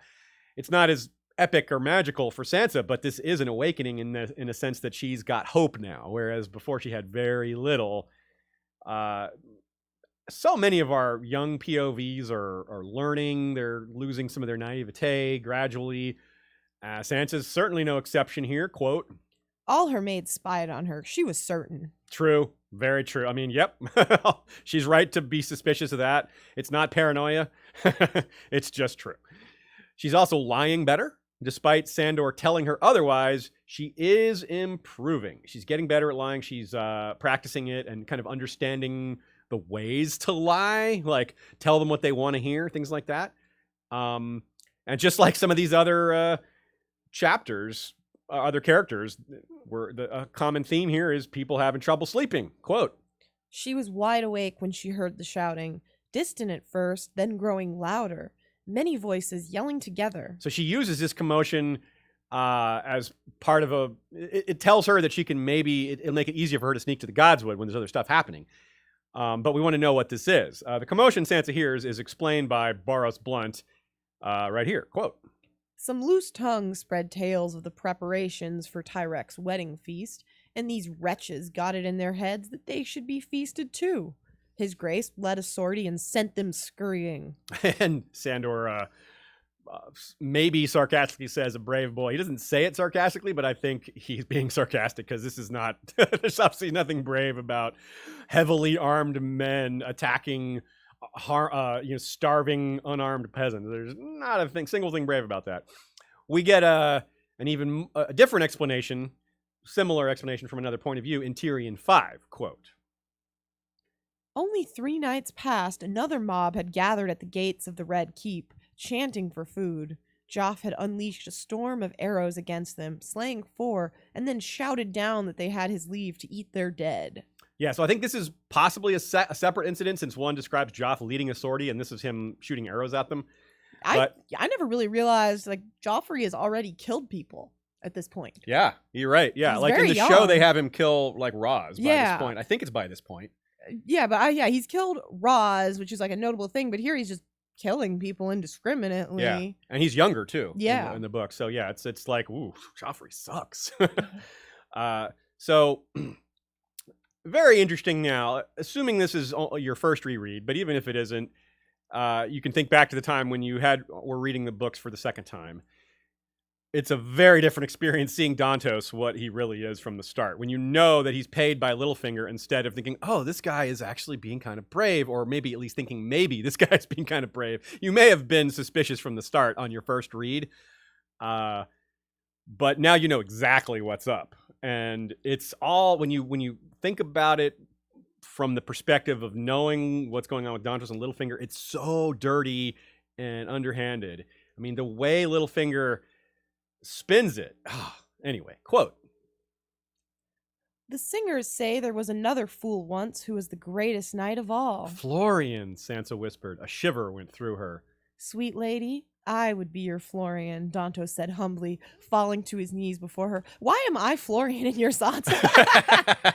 Sorry, I just realized. I was thinking that when I was writing it out like that, I was like, this is funny. I'm going to be Sansa and you're going to be Dontos.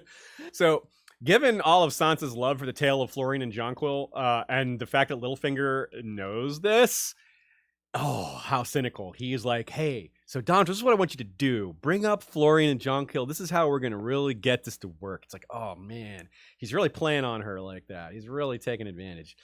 Littlefinger's probably coached him on a lot of things to say. Dontos says he regrets doing nothing when they slew Eddard, but Littlefinger's the one who made that happen.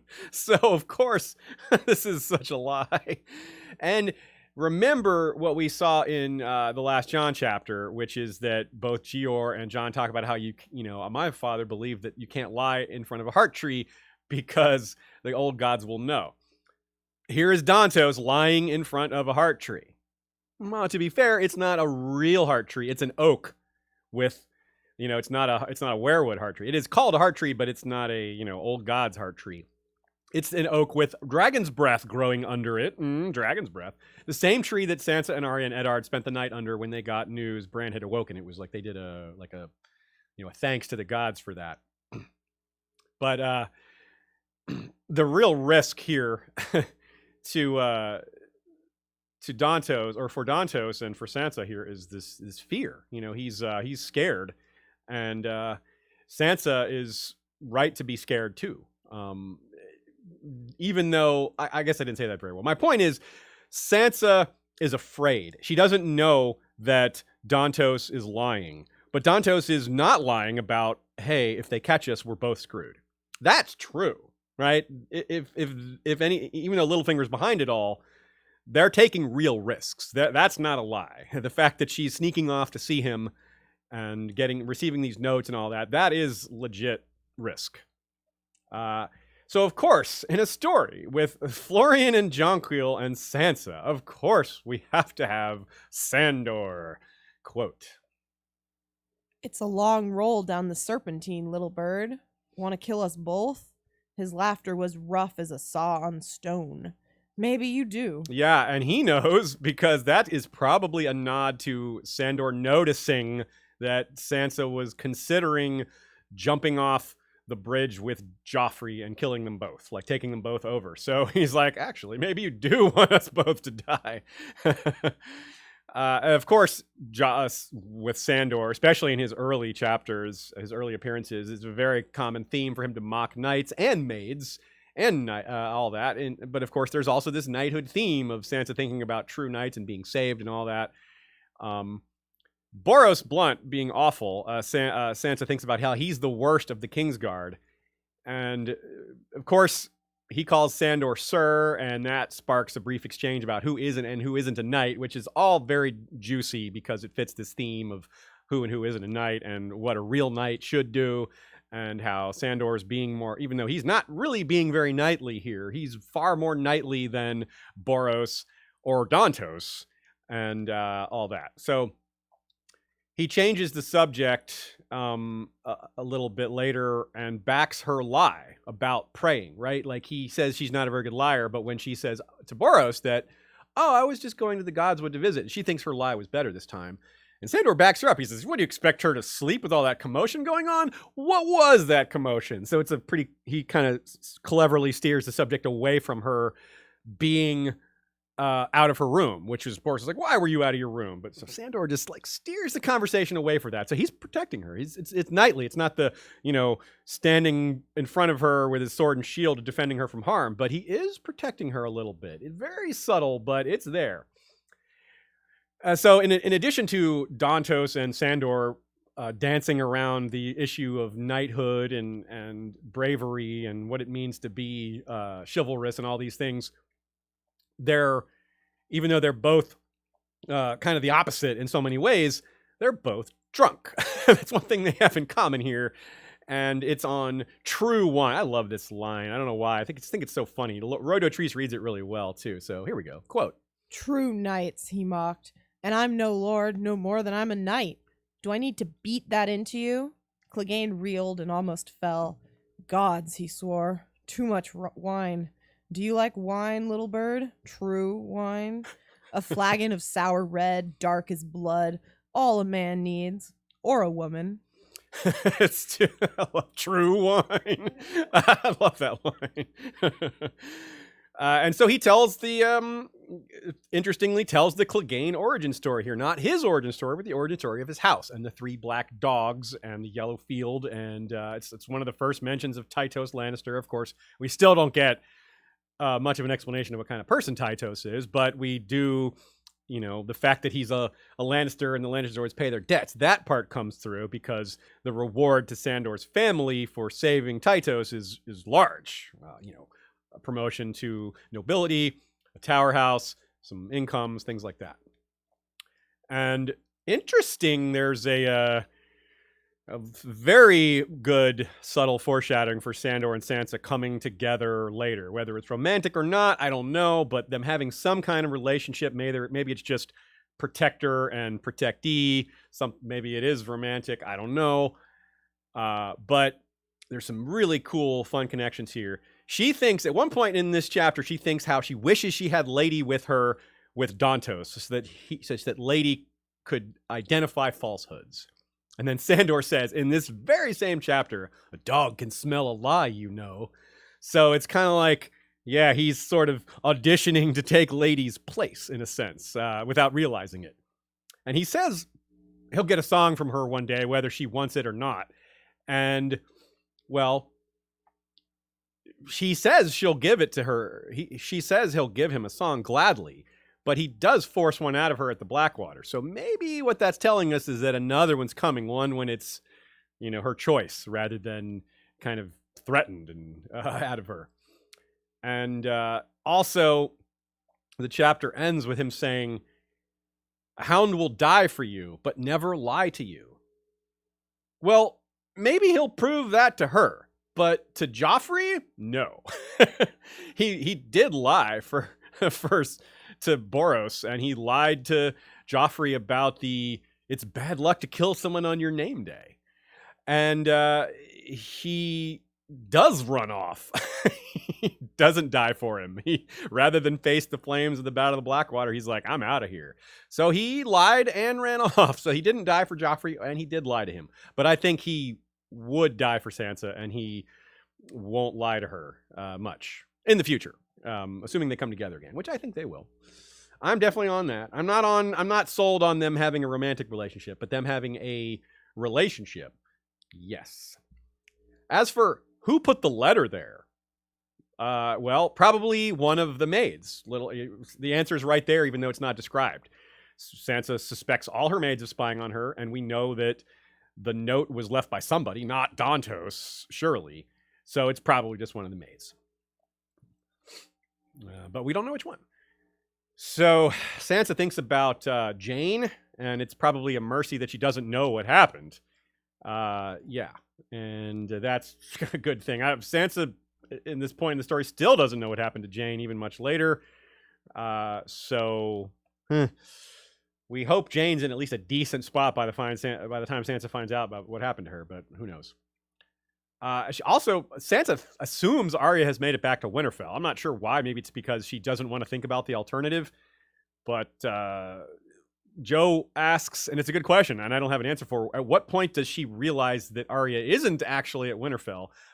He's not sure it's ever explicitly explained, and I'm not either. I think that Sansa probably isn't aware that Arya is not there. Well, she has to know Arya is not there by the time that Winterfell is sacked. But I'm not sure definitely by the Red Wedding. So Winterfell's sacked. There's the Red Wedding. Yeah. What is she? I'm trying to think about what she thought about right then about Arya. Period. If she's like, everyone died, but where's Arya? She may start assuming she's dead, just like she's assuming Bran and Rickon are dead too, because everyone else does. But it's not. You're right. I have a gap in my understanding of Sansa's understanding of Arya, so we'll have to keep an eye out for that. Joe also points out this interesting little Sandor detail, quote, "Stripes of light and darkness falling across his terrible burnt face." Yeah, that's very telling. He is a gray character. He has some light in him, some dark in him, and that makes him pretty interesting. Also in this chapter, Balerion the cat. And Balerion the cat's appearance is right before she runs into Sandor. And I think Sandor and Balerion the cat have a lot in common. For example, a missing ear, hating the Lannisters eventually, having a kind of the cat rubs against her leg and she's like, what's that? And the cat then hisses at her. It's kind of like the cat doesn't know whether it likes her or not, which is also kind of like Sandor's feelings for Sansa. He likes her, but he also doesn't like her. Like little bird. He mocks her, but he clearly is, has a soft spot for her as well.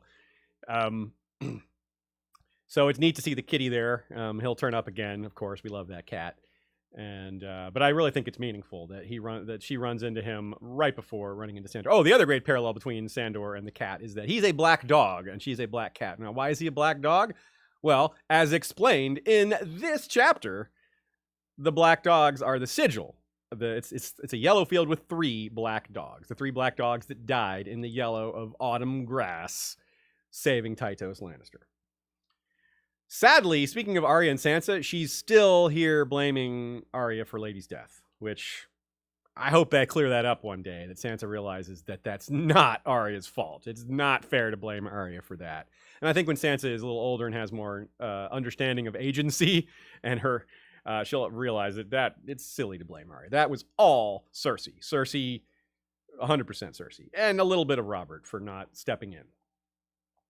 So despite this being a Sansa chapter, the audiobook is, it goes up and down based on who the voices are. A young girl, Roy Dotrice can't do young girls very well. But on the other hand, his Dontos and Sandor are exceptional. I think they're really good, especially as Dontos. He does drunk man really, really well. I think it's one of the best voices he does in the entire series. And that's saying something because, think about how many voices there are to do in A Song of Ice and Fire. It was Tree Girl and Stefan B from Flick who pointed out this forced singing thing. So hat tip to them for that catch. But also, here's a very meta connection. Super meta. Beauty and the Beast. A lot of people have drawn this comparison. George R. Martin wrote for the TV show Beauty and the Beast, which you think about Beauty and the Beast and it's like Sandor Sansa. It really kind of fits. Again, it's not necessarily that they're going to have a romantic relationship, but still the parallels are hard to miss. And the parallels go deep. Like I said, George wrote for the TV show Beauty and the Beast.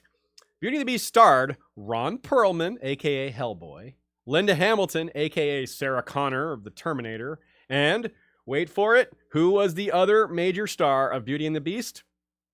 Roy Dotrice. He was in every single episode. I love when I find little details like that and to be able to share them with y'all. That was really fun. Like, I just learned that like 2 days ago, and I was like, oh, that's so cool, and I immediately rushed to share it with a few people. So very cool. Scott Wortman also notices this thing about Dontos' story to make it sound. He uses a little different language than I did. He says he makes it sound like a fairy tale to tap into Sansa's, her innermost desires and the way she kind of sees the world. It's very cynical. So damn you, Littlefinger. Okay. Let's move on. Arya 5, our one Arya chapter of the week. Which is interesting, by the way. This is Arya 5, and she has 10 chapters in this book. And Tyrion has 15, and we're about to do Tyrion 5. So the pace of Tyrion chapters accelerates, and the pace of Arya chapters decelerates. But still, there's twice as many Arya chapters in this book than there were in the previous book. It's just interesting that we've already done, well, we're about to have finished half of them already, and we're only in part 4 of 12 of this run, and part 1 was only 3 chapters. So we're really in the first third of the book still, and Arya's had a whole half of her chapters. This one we have called The Gang is Captured by the Mountain, aka the one where Lommy yields. Well, she goes from Sir Amory Lorch, murderer of Rhaenys and many others, to Sir Gregor Clegane, murderer of Aegon and many others. Quote, "When she climbed all the way up to the highest branch, Arya could see chimneys poking through the trees." Yeah, they seem to have completed their mission of destruction across the Riverlands, meaning Clegane and Lorch and all them. They're back near Tywin, who is close by at Harrenhal, which, of course, that's where they're all going to end up very soon. Clegane and his men mostly seem to be concerned with looking for Beric Dondarrion, in addition to looking for loot, because they're always doing that. So Beric and Thoros and the Brotherhood Without Banners have been raiding the Lannisters, in particular Clegane's group, who was responsible for killing Beric the first time, and he's also going to kill him the third or fourth time. He kills him twice. Lorch, Hoat, and Clegane all kill Dondarrion at least once. So the 3 pet hellhounds, as Tyrion calls them, Tywin's pet hellhounds, each kill Dondarrion. When they find Lommy, they tell him he'll get a hot meal if he tells them about Dondarrion, but Lommy has no idea what they're talking about. And when Gendry is captured, this is what happens. Quote, sorry. "One of the spearmen snatched the helm off Gendry's head and asked him a question, but he must not have liked the answer, because he smashed him across the face with the butt of his spear and knocked him down. So I assume that he was asking him about Dondarrion too, because that seems to be their primary concern. And he must have said, maybe he said something snotty, and that's why he got hit in the face with a spear. So Arya also, like I said, she's not only losing, like a lot of the Stark kids, slowly losing some of her naivete. She still has quite a lot of it, but she's gradually losing it, being out in the world, having to struggle to survive. But she's also just getting more skills. In this chapter, we see her feet are getting harder and tougher, like leather, and she's climbing really well and bravely, jumping from branch to branch in her bare feet. She is like Bran. Yeah, she's what Bran wants to be. And she forces herself to do uncomfortable things. Like, she's not, unlike so many other characters, she faces these dangers and makes herself deal with them. It's very different. Arya's just cut from a different cloth. She's just, when other people run from danger, she runs towards it. And when other people get scared, she buckles down and swallows her fear and tries to be as brave as possible. She looked, so in this example, she's looking at corpses, just forcing herself to look at all the flies and crows and death. And she's willing to eat bugs. And she was willing to eat bugs when it wasn't a matter of hunger. She thinks about how she ate a bug once just to make Sansa squirm. Like just to get a rise out of her sister. Like, ugh. And she's eating worms. She thinks that worms are gross, but it's better than hunger. And then Lommy calls her worm breath. And, well, that's setting something up, right? Think of the House of Black and White. Quote, "No one has ever tried to eat my worm before," he said. "Are you hungry, child?" Well, also, I mean, there's a strong association with worms and death. Yeah, and also being underground and like in the caves and things like that. Mm-hmm. It's pretty neat, yeah. And that is a great segue to how a lot of Arya's arc, walking through all this destruction, seeing all these dead bodies, trying not to be heard while walking amongst the dead.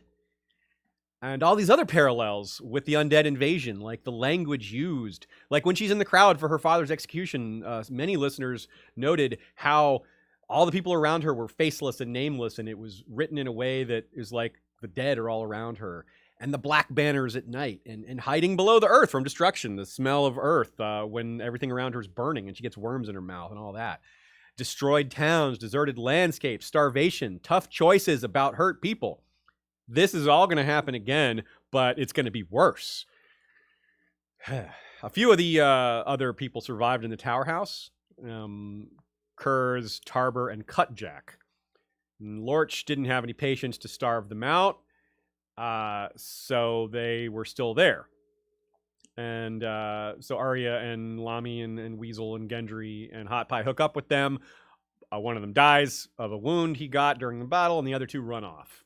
And that's a good example. Those two guys weren't like great dudes, but they were brave enough to face Lorch, and they were brave enough to, and they didn't, they were helpful during the journey, finding food and helping the group, but they're just not willing to save these kids, probably because they don't feel like they can, and it's kind of sad, but it's also not what Arya is willing to do. It's also a contrast. Gendry is also suggesting it. He says, look, things are desperate. Lommy's going to die. We can't help Weasel. But Arya's like, no, we're not leaving people. That's not how we do it. And then Gendry realizes that she's a girl. And she has to admit who she is. Although for a minute, she considers killing him, which is kind of odd. But I don't know how seriously she was considering it, but it's more than a brief thought. But then she fully admits who she is, says she's a Stark and all that. And it's pretty funny how Gendry's just, you can see just how deep it runs, like how you're supposed to behave around the nobility. Like he's mocking her and making fun of her. And then as soon as he finds out who she is, he's apologizing and he's so embarrassed. It just goes to show how nobles are just another species. They're like I've said before in other episodes, they're demigods. It's like you are considered on another level in ways that even in our modern society can't fully conceive of. even with huge gaps in rich and poor and privilege in modern days, there's very little in modern times that can really be a parallel to medieval peasant versus medieval lord. Just how different things are. Like having a whole set of laws. That. I guess the laws thing, but when I think about the lowest of the low, the most unfortunate in the world, and I compare it to a billionaire or even millionaire, that's I don't know. I think it's pretty close. Honestly. It's different, but it's not overt. It's not as overt. The difference is, like you said, the law. One of the things is the laws. Like in the real world, rich people get around laws. They get away with breaking the laws, but we know what the law is. And their law isn't in Westeros, different. The law literally doesn't apply to them. Yeah, you know, and that's so. So yeah, when it comes to laws, when it comes to quality of life or whatever. Yeah. I'm not even sure about that. I think you're right. You have a point, but I think that like Westerosi lords, their level of wealth is beyond billionaire versus poor person in common times. I'm not entirely sure. Like we don't know exactly how that translates. How like the currency translations and all that. Yeah. But I mean, yeah, their level of wealth is just staggering. Yeah, just picturing someone who's starving with no technology, all of that, versus a billionaire who's in general the I'm not trying to downplay how big the gap is. I just think it might be even huger. Yeah. So, but you have a good point though for sure. Where were we? Yeah, Lommy yielding. Lommy's talk of yielding. Yeah, it's funny, it's annoying, and it's tragic all at once, or maybe at various points. And the word yield comes up 20 times in this chapter, but only 22 times total in Arya's A Clash of King arc. So 20 of the 22 times the word yield appears is in this chapter for her. Here's a quote. Arya let her head droop, only half aware of what was going on around her. Hot Pie was yielding some more. See, that's one of the funny ones. That's not tragic. Well, it's kind of tragic because Hot Pie and them are captured, and the things that are being done to these captives is horrible.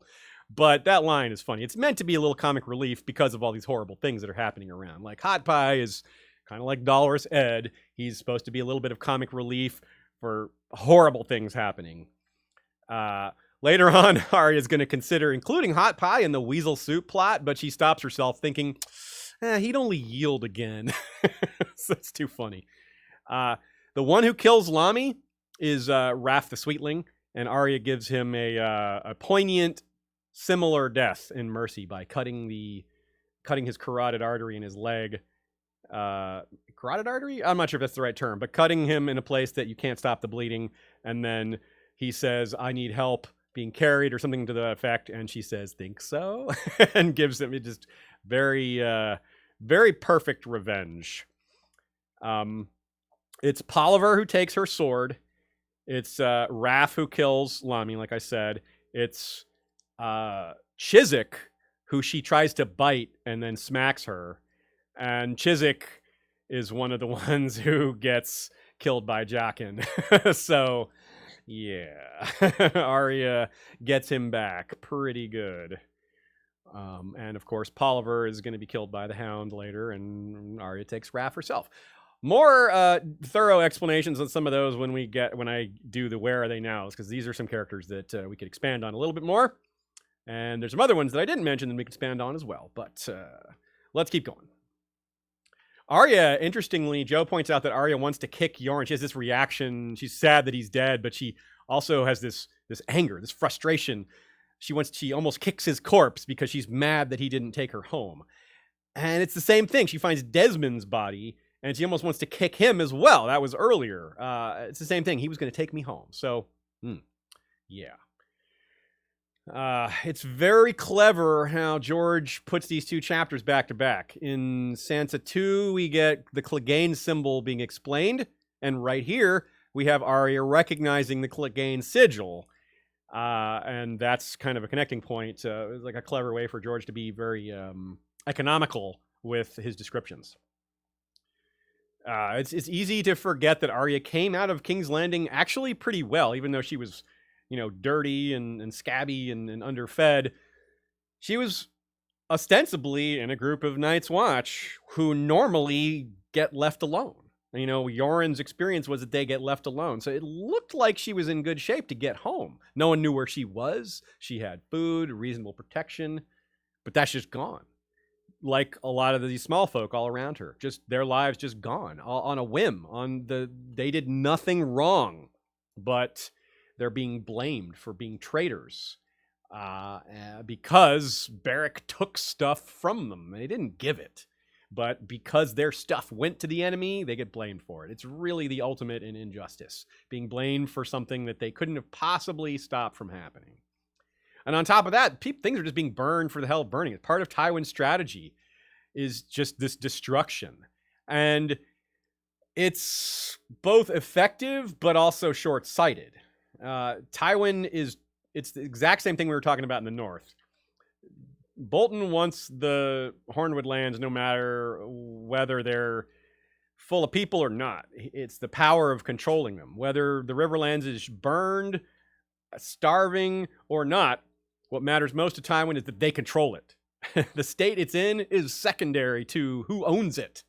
And so you see that he's willing to completely destroy it and make so many people suffer to keep control over it. So again, it's about the territory. It's about the land and the glory of saying you own it, not the George, people. Aziz, it's almost like George is trying to make political commentary here. It's almost like A Song of Ice and Fire is intrinsically political. It's almost like Song of Ice and Fire was written by an anti-war liberal. So Joe points out an interesting thing here I hadn't thought about. He says, don't think I could ever recall a time when I thought Arya might eventually win through and return home. But for many first-timers, I doubt they expected another book and a half of her essentially wandering the Riverlands either. Yeah, that's a good point. Like, maybe you don't know where she's going to go, and you maybe don't see Bravos coming until she gets to Coin, and it's like, maybe she's going to Bravos. But before that, it is hard to see where she's going. Like, how is she going to get out of the Riverlands? And where is she going to go if she does go? And what's she going to do once she leaves the Riverlands? So, I don't know. John Hagee asks if there's any connection or nods or any sort of tinfoil to do with Lommy and Garth Greenhands. It's Lommy Greenhands, compared to the mythical figure Garth Greenhand. It could be a nod. I couldn't find anything too direct here. Do we know where Lommy's from? I believe he's just from King's Landing. Okay. I think he's just want to know if he had any Reach heritage. Yeah, if he does, I'm not aware of it, or maybe I missed it. Because sure, there's plenty of people that lived in King's Landing that are from the Reach. Yeah. So I did a little bit of research. You know how I am. I have to look these little things up. I learned about green dye. Green dye used to be made with arsenic in the real world. Victorian English gowns. You know the phrase, like when someone looks really good, you're like, oh, you're slaying. Oh, you kill in that dress. That's a dark history to that phrase, because green dye could literally kill the people that were making it. Victorian England in particular, that's where that slang apparently came from. Yeah, that dress is killer. Yeah, it literally could have killed people being made. So, woof. And of course, there's the thought that it still has arsenic on it, even later. And so it's kind of like a joke that the dress itself could still have enough arsenic to kill someone in it. But so I have sympathy for Lommy, even though we don't know for sure that dyeing in Westeros uses arsenic. He doesn't have the health issues described by arsenic poisoning. Like, it makes like your skin bubble up and get your hair fall out. It's really bad. So I don't see this in Lommy, but still, it's a bad job. Like, he has a permanently green arms because he has to do this. It's a terrible job. And so I think George is pushing some boundaries by writing Lommy in a way that we struggle with him. It's like you find him annoying, but he's a kid. And it's like, how much am I really going to hate a kid? You got to feel some sympathy for him for his terrible upbringing and his crappy life. And it made me think about the way the story is delivered. When you're reading the book, I think you have maybe a little more sympathy for Lommy than when you're listening to it. And that's, again, because of Roy Dotrice. Arya's chapters are a bit of a problem, like Sansa's are, because, well, Roy Dotrice, his weaknesses are women and children, because he's an older guy. He does a lot of male voices, awesome. And some of the women voices are okay. But the point here is, I'm not trying to drag Roy's women and children voices. My point is that Lommy doesn't sound like a child on the audiobook because it's Roy Dotrice's voice. I would feel worse for him if it was an actual kid, or at least if it sounded like a kid, because Sounds are powerful, y'all. Music is an obvious example of how powerful it can affect your emotions, but the sound of a child's voice is really powerful too. And that can pull at the heartstrings. So if it was Lommy, like a kid's voice saying, talking about like, don't leave me and all this other stuff and being sad, like that would hurt more. Like that I would feel that more. There is at least the TV show now where I can picture Lommy in the show. Yeah, so I honestly can't think of how his voice sounds though. But yeah, it's the same. You're right. That's a good example of where we can at least kind of get the close. Nina also points to one thing I pointed at the beginning. It's not just she uses a different language, but it's this kind of a similar point. It's that she just won't leave people behind, even when it seems hopeless. Like she goes back to find Yoren even when like Gendry, who's fairly brave, is like, nah, let's not do that. And she calls it pure-hearted, I think. It's a good way to put it. Like it's like her father. She's noble. And it's another similarity between her and Lyanna, the aunt she never really knew. Well, not really. Didn't know at all. Sir Slorp, $5 super chat. Valar Rereadis is the best series on YouTube right now. Thank you, Pat. Sir Slorp. Unrelated question. Have you been watching this season of Sunny? Oh, yeah. Oh, yes, we have. We would not miss it. Can't wait for Wednesday. Yeah, we love Sunny. I was telling them in the chat that the most recent episode, The Gang Chokes, was my favorite of the season so far. I think The Gang Gets Romantic has been my favorite of the season so far. But like A Song of Ice and Fire, I'm going to have to go through it more than once before I decide. Many, many, many times will we watch these episodes. Oh, let me tell you. Countless times will we watch these episodes. Yeah, Sean too. Sean loves it as much as we do. So yeah, we are a Sunny household. Yeah. It's always sunny in the big house. Or in the house-tory of Westeros in this case, I guess. All right, that's it for Arya 5. Let us go to Tyrion 5. The one where they argue about Myrcella, a.k.a. the gang, prepares the wildfire. Tyrion's counting to 3 plan manifests. He and the reader both get a lesson in wildfire from Helene, who was played by Roy Dotrice on HBO, meaning he played him twice, since he obviously did the voice acting for Helene in the audiobook also. Double Helene. However, it's his voice in the audiobook for Helene is a lot different than his, like his kind of over-the-top, like, pyromancer that he did in the show, which I enjoyed. I'm not using over-the-top to denigrate it, but it was different. So Tyrion is under the Hill of Rhaenys again, after being there just 2 chapters ago. Jocelyn Bywater continues to prove a solid choice as Lord Commander of the Gold Cloaks, and Cersei continues to berate him. Quote, "They had warned him to dress warmly."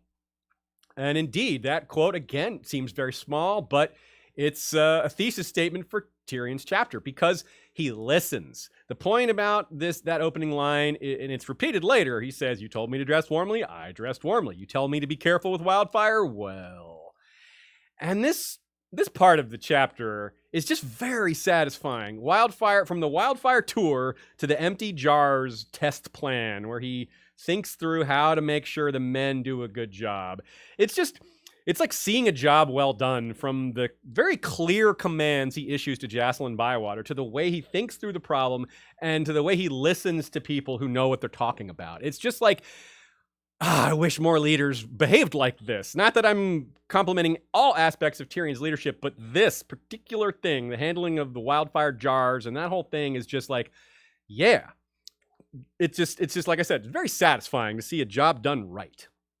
And it's important to consider that he's listening to people in their respective areas of expertise, even though he doesn't fully trust them. He knows Helene is exaggerating. For example, quote, "The substance was the pyromancer's own term for wildfire. They called each other wisdom as well, which Tyrion found almost as annoying as their custom of hinting at the vast, secret stores of knowledge that they wanted him to think they possessed. Once theirs had been a powerful guild, but in recent centuries the maesters of the Citadel had supplanted the alchemists almost everywhere." Yeah, and the decline of the pyromancers was worsened a bit more at King's Landing because, well, Jaime. He killed 3 of their top guys when he killed Aerys. He was Bellis, Garrigus, and, of course, Rossart. But the return of magic is reversing that downward trend for them a bit. As we see later, they exceed their production estimates from this chapter, getting ahead of schedule even. Tyrion's already concerned they were rushing, so this kind of startles him. He's like, don't rush, and are you lying to me? Like, because he knows Helene is willing to exaggerate, he's takes that with a grain of salt. But it looks like Halene's telling the truth. And Halene is like, hey, are there dragons now? Because our spells are working better. And in this chapter, Tyrion thinks about how spell from them is likely an exaggeration. For example, when they talk about the floor counterweight thing that drops sand on a wildfire spill, he calls that a spell. And Tyrion's like, yeah, a spell. It's just some counterweight system. He knows better, but it's the same whole trappings of power / making technology seem like magic, or exaggerating the power of something to make it seem magical. Halene does this several times, and Tyrion's well aware of it. And of course, in terms of reversing their downward trend, of course, the Battle of Blackwater, that's great press for them. It shows that they are powerful, surely everyone in the realm heard about the wildfire explosions, that that Blackwater was green fire. That's a big story. That's a great rumor for people to talk about. So the pyromancers love that press. But let's think about this a little more. The way this is going, right? This is setting up a lot. Wildfire is found 200 jars beneath the Great Sept of Baelor, and later in this book 300 more jars are going to be found. So it's telling you that well, surely there's probably even more that still hasn't been found. The mention of 200 jars beneath the Great Sept of Baelor, you can't not think of the TV show and the Sept blowing up there. Now, I do not think the Great Sept is going to blow up specifically as a Cersei plot in the books. No, I really don't. But wildfire explosions in King's Landing under other circumstances, 100% yes. 110% yes. And it's set up by quotes like this one. As it ages, the substance grows ever more fickle, let us say. Any flame will set it afire, any spark. Too much heat, and jars will blaze up of their own accord. It is not wise to let them sit in sunlight, even for a short time. Once the fire begins within, the heat causes the substance to expand violently, and the jars shortly fly to pieces. If other jars should happen to be stored in the same vicinity, those go up as well, and so... So think about it that way. Just these undiscovered wildfire caches that are probably still out there, Halene is telling us that they're just getting more dangerous. The longer they sit there, the more dangerous they get. Direct sunlight can set them off. Sunlight's not that hot. Meanwhile, dragonfire is almost the hottest substance known to humankind. So, it really isn't hard to see how a little bit of dragonfire could just do a huge amount of damage, and that could both explain why Dany doesn't seem to be on an arc to intentionally destroy King's Landing, even though there is a lot in her arc that foreshadows King's Landing being destroyed. But she's also thinking about how she doesn't want to do that. There's also very direct quotes from her like, I want King's Landing to be, nice, and blah, blah, blah, all these other things. So, but of course, we also have Tyrion involved in all of this, who yes, does know about the wildfire, so you got to wonder what his role is. We've gotten into this before, but I mean, we're talking about Tyrion, Dany, and Wildfire. So. Yeah, you're right. I mean, this is getting right to the heart of it, I think, even though we don't have all the answers, but we do have most of the elements that George is going to be playing with for this plotline later. We don't know what he's going to do with it, but we at least have like a lot of the big pieces. We just don't know how they fit. And whose motivation, who's going to be blamed, who's like, what Dany's agency will be in all this, John Connington's aspect of this, all that. There's a lot. So it's a little bit of humor here. It ties the two of the plot lines in this chapter together very nicely. Of all escorts Tyrion could have chosen for visiting the pyromancers, quote, given his purpose today, it had seemed a singularly appropriate choice for his guard. And he means the burned men, of course. But like I said, there's a double meaning here. He chose them not just because of the joke, but because they're his scariest looking men, and the crowds are getting more and more aggressive given the building hunger and unease and paranoia of the general populace. And aiding to that paranoia are dudes like this street preacher who calls Tyrion a twisted little monkey demon. Tyrion is called a monkey a lot in the series. That's a line that comes up many times. Now, so there's more analysis to be done there. So we'll continue to keep an eye out for the specific times when it's called to see he's called that to see what other kind of patterns we can pick out. Of course, the monkey's tail is a big part of that reference. Remember, the Azor Ahai myth contains one particular version of the Azor Ahai myth, and I'm forgetting which nationality it is. It's one of the Far Eastern cultures that says that the Long Night was defeated in part because of a woman. It's Yeti? Okay. Yeah, it's Yeti. Cool. Yeti says that... It's Yntar. That's Yntar, the monkey yeah. woman. You can always remember by her name. Right. Very good. Good job. Thank you for catching that. So the line is basically the darkness was defeated by a woman with a monkey's tail or something like that, right? Mm-hmm. Yes. So the monkey being the key part here, and that being a connection with her and Tyrion. Dany and Tyrion, their connection. So that's pretty big. But also the street preacher reminds us of the shepherd from the Dance of the Dragons. And others like the one in the Mystery Night preaching against Bloodraven. Bloodraven's coming up a lot today. Oh, I'm wearing a Bloodraven Shot First shirt today. Yeah. Thank you to Pat Doherty for the shirt. A bunch of people were really appreciating it in the beginning of the episode. Oh, cool. Well, Pat, good job on this shirt. This is a really good shirt. He gave it to me at Ice and Fire Con. Pat is very much team Daemon Blackfire. He's a Blackfire supporter. He's got some very good debate points as to cast some shade on Bloodraven and others, but that is quite off topic, so another time for that. And of course, there's several other preachers mentioned in Fire and Blood. So the paragon or climax of perhaps this archetype is the High Sparrow himself. Sort of. I mean, he's not a crazy street preacher, but he's kind of in that cut from that cloth where he preaches against power, and he's a commoner, and a lot of people listen to him, and he's causing unrest. But he's a lot cleverer than this street preacher. let's be sure. Very importantly, the comet is mentioned again. We hadn't heard about the comet in a while. It's mentioned a ton in the early chapters, but it sort of fades to the background a little bit here. But he's talking about it. This preacher's talking about it, and he's yelling. Here we go again. Wildfire, Dany, John Connington, King's Landing burning. He's yelling about fire coming to King's Landing. Ugh. Could mean Dragonfire, could mean Wildfire, could be both. Either way, he's talking about King's Landing burning. And there we go. And this is interesting too, because at this point, George downplays this because people are booing the preacher. Some people are supporting him, but Tyrion notices that most people are not buying it. So he's not that bothered by it either, because he's like, okay, well, at least they're not listening to this guy. But this is also an upward trend. Over time, more and more people are going to start listening to this kind of talk. More and more people are going to get desperate and paranoid. And even though Tyrion's not bothered by it now, it's going to be a problem for him later. Because we're not long before we start seeing people just start blaming Tyrion for things because of what he looks like, because he's the imp. And they start excusing Joffrey, blaming Tyrion for Joffrey's behavior.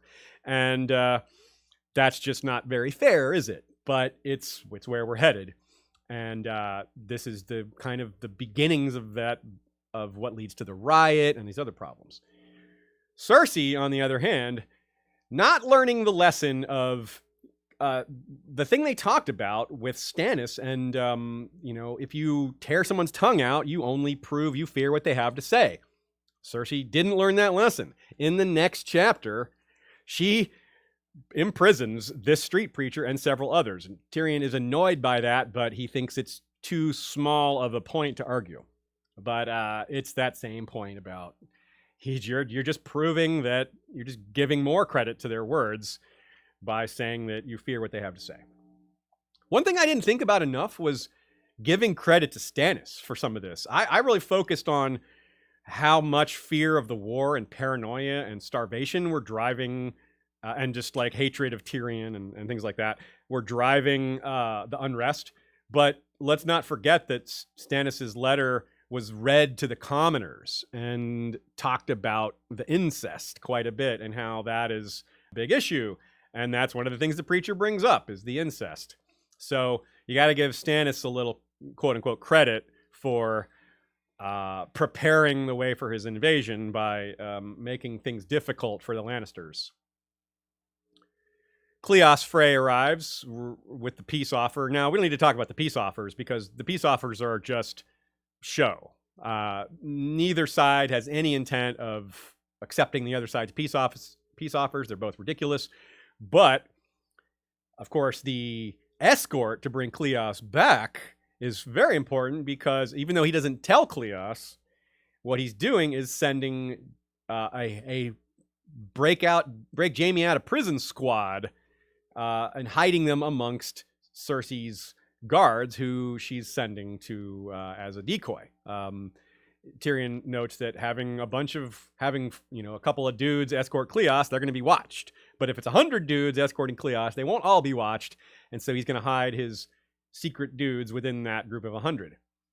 And we're already seeing food shortages. We're already starting, in the Riverlands, of course, and we know that here in King's Landing that the food shortages are starting, but we don't exactly know, or Tyrion doesn't exactly know how bad it is, but Cleos tells him. He tells him it's real bad, and so I don't think Tyrion knew that it was as bad as it was. And this has yet another indirect impact. As there's more starvation in the Riverlands, more people go to King's Landing, and many of those are young men, and many of them sign up to be soldiers in either the City Watch or the Lannister army, because that's a way to get a place to sleep and food to eat. Like, that's a way to cease living the life of a refugee. So this is part of the ruthless effectiveness of Tywin Terrenhall's strategy. We've talked about the pros and cons of his strategy. This is something that is working for him and yet again, it's a cynical, ruthless, immoral strategy. But it's hard to say it's not working, because all these starving people that are being sent out of the Riverlands, a lot of them are joining his army. That is so unjust, but it is what's happening.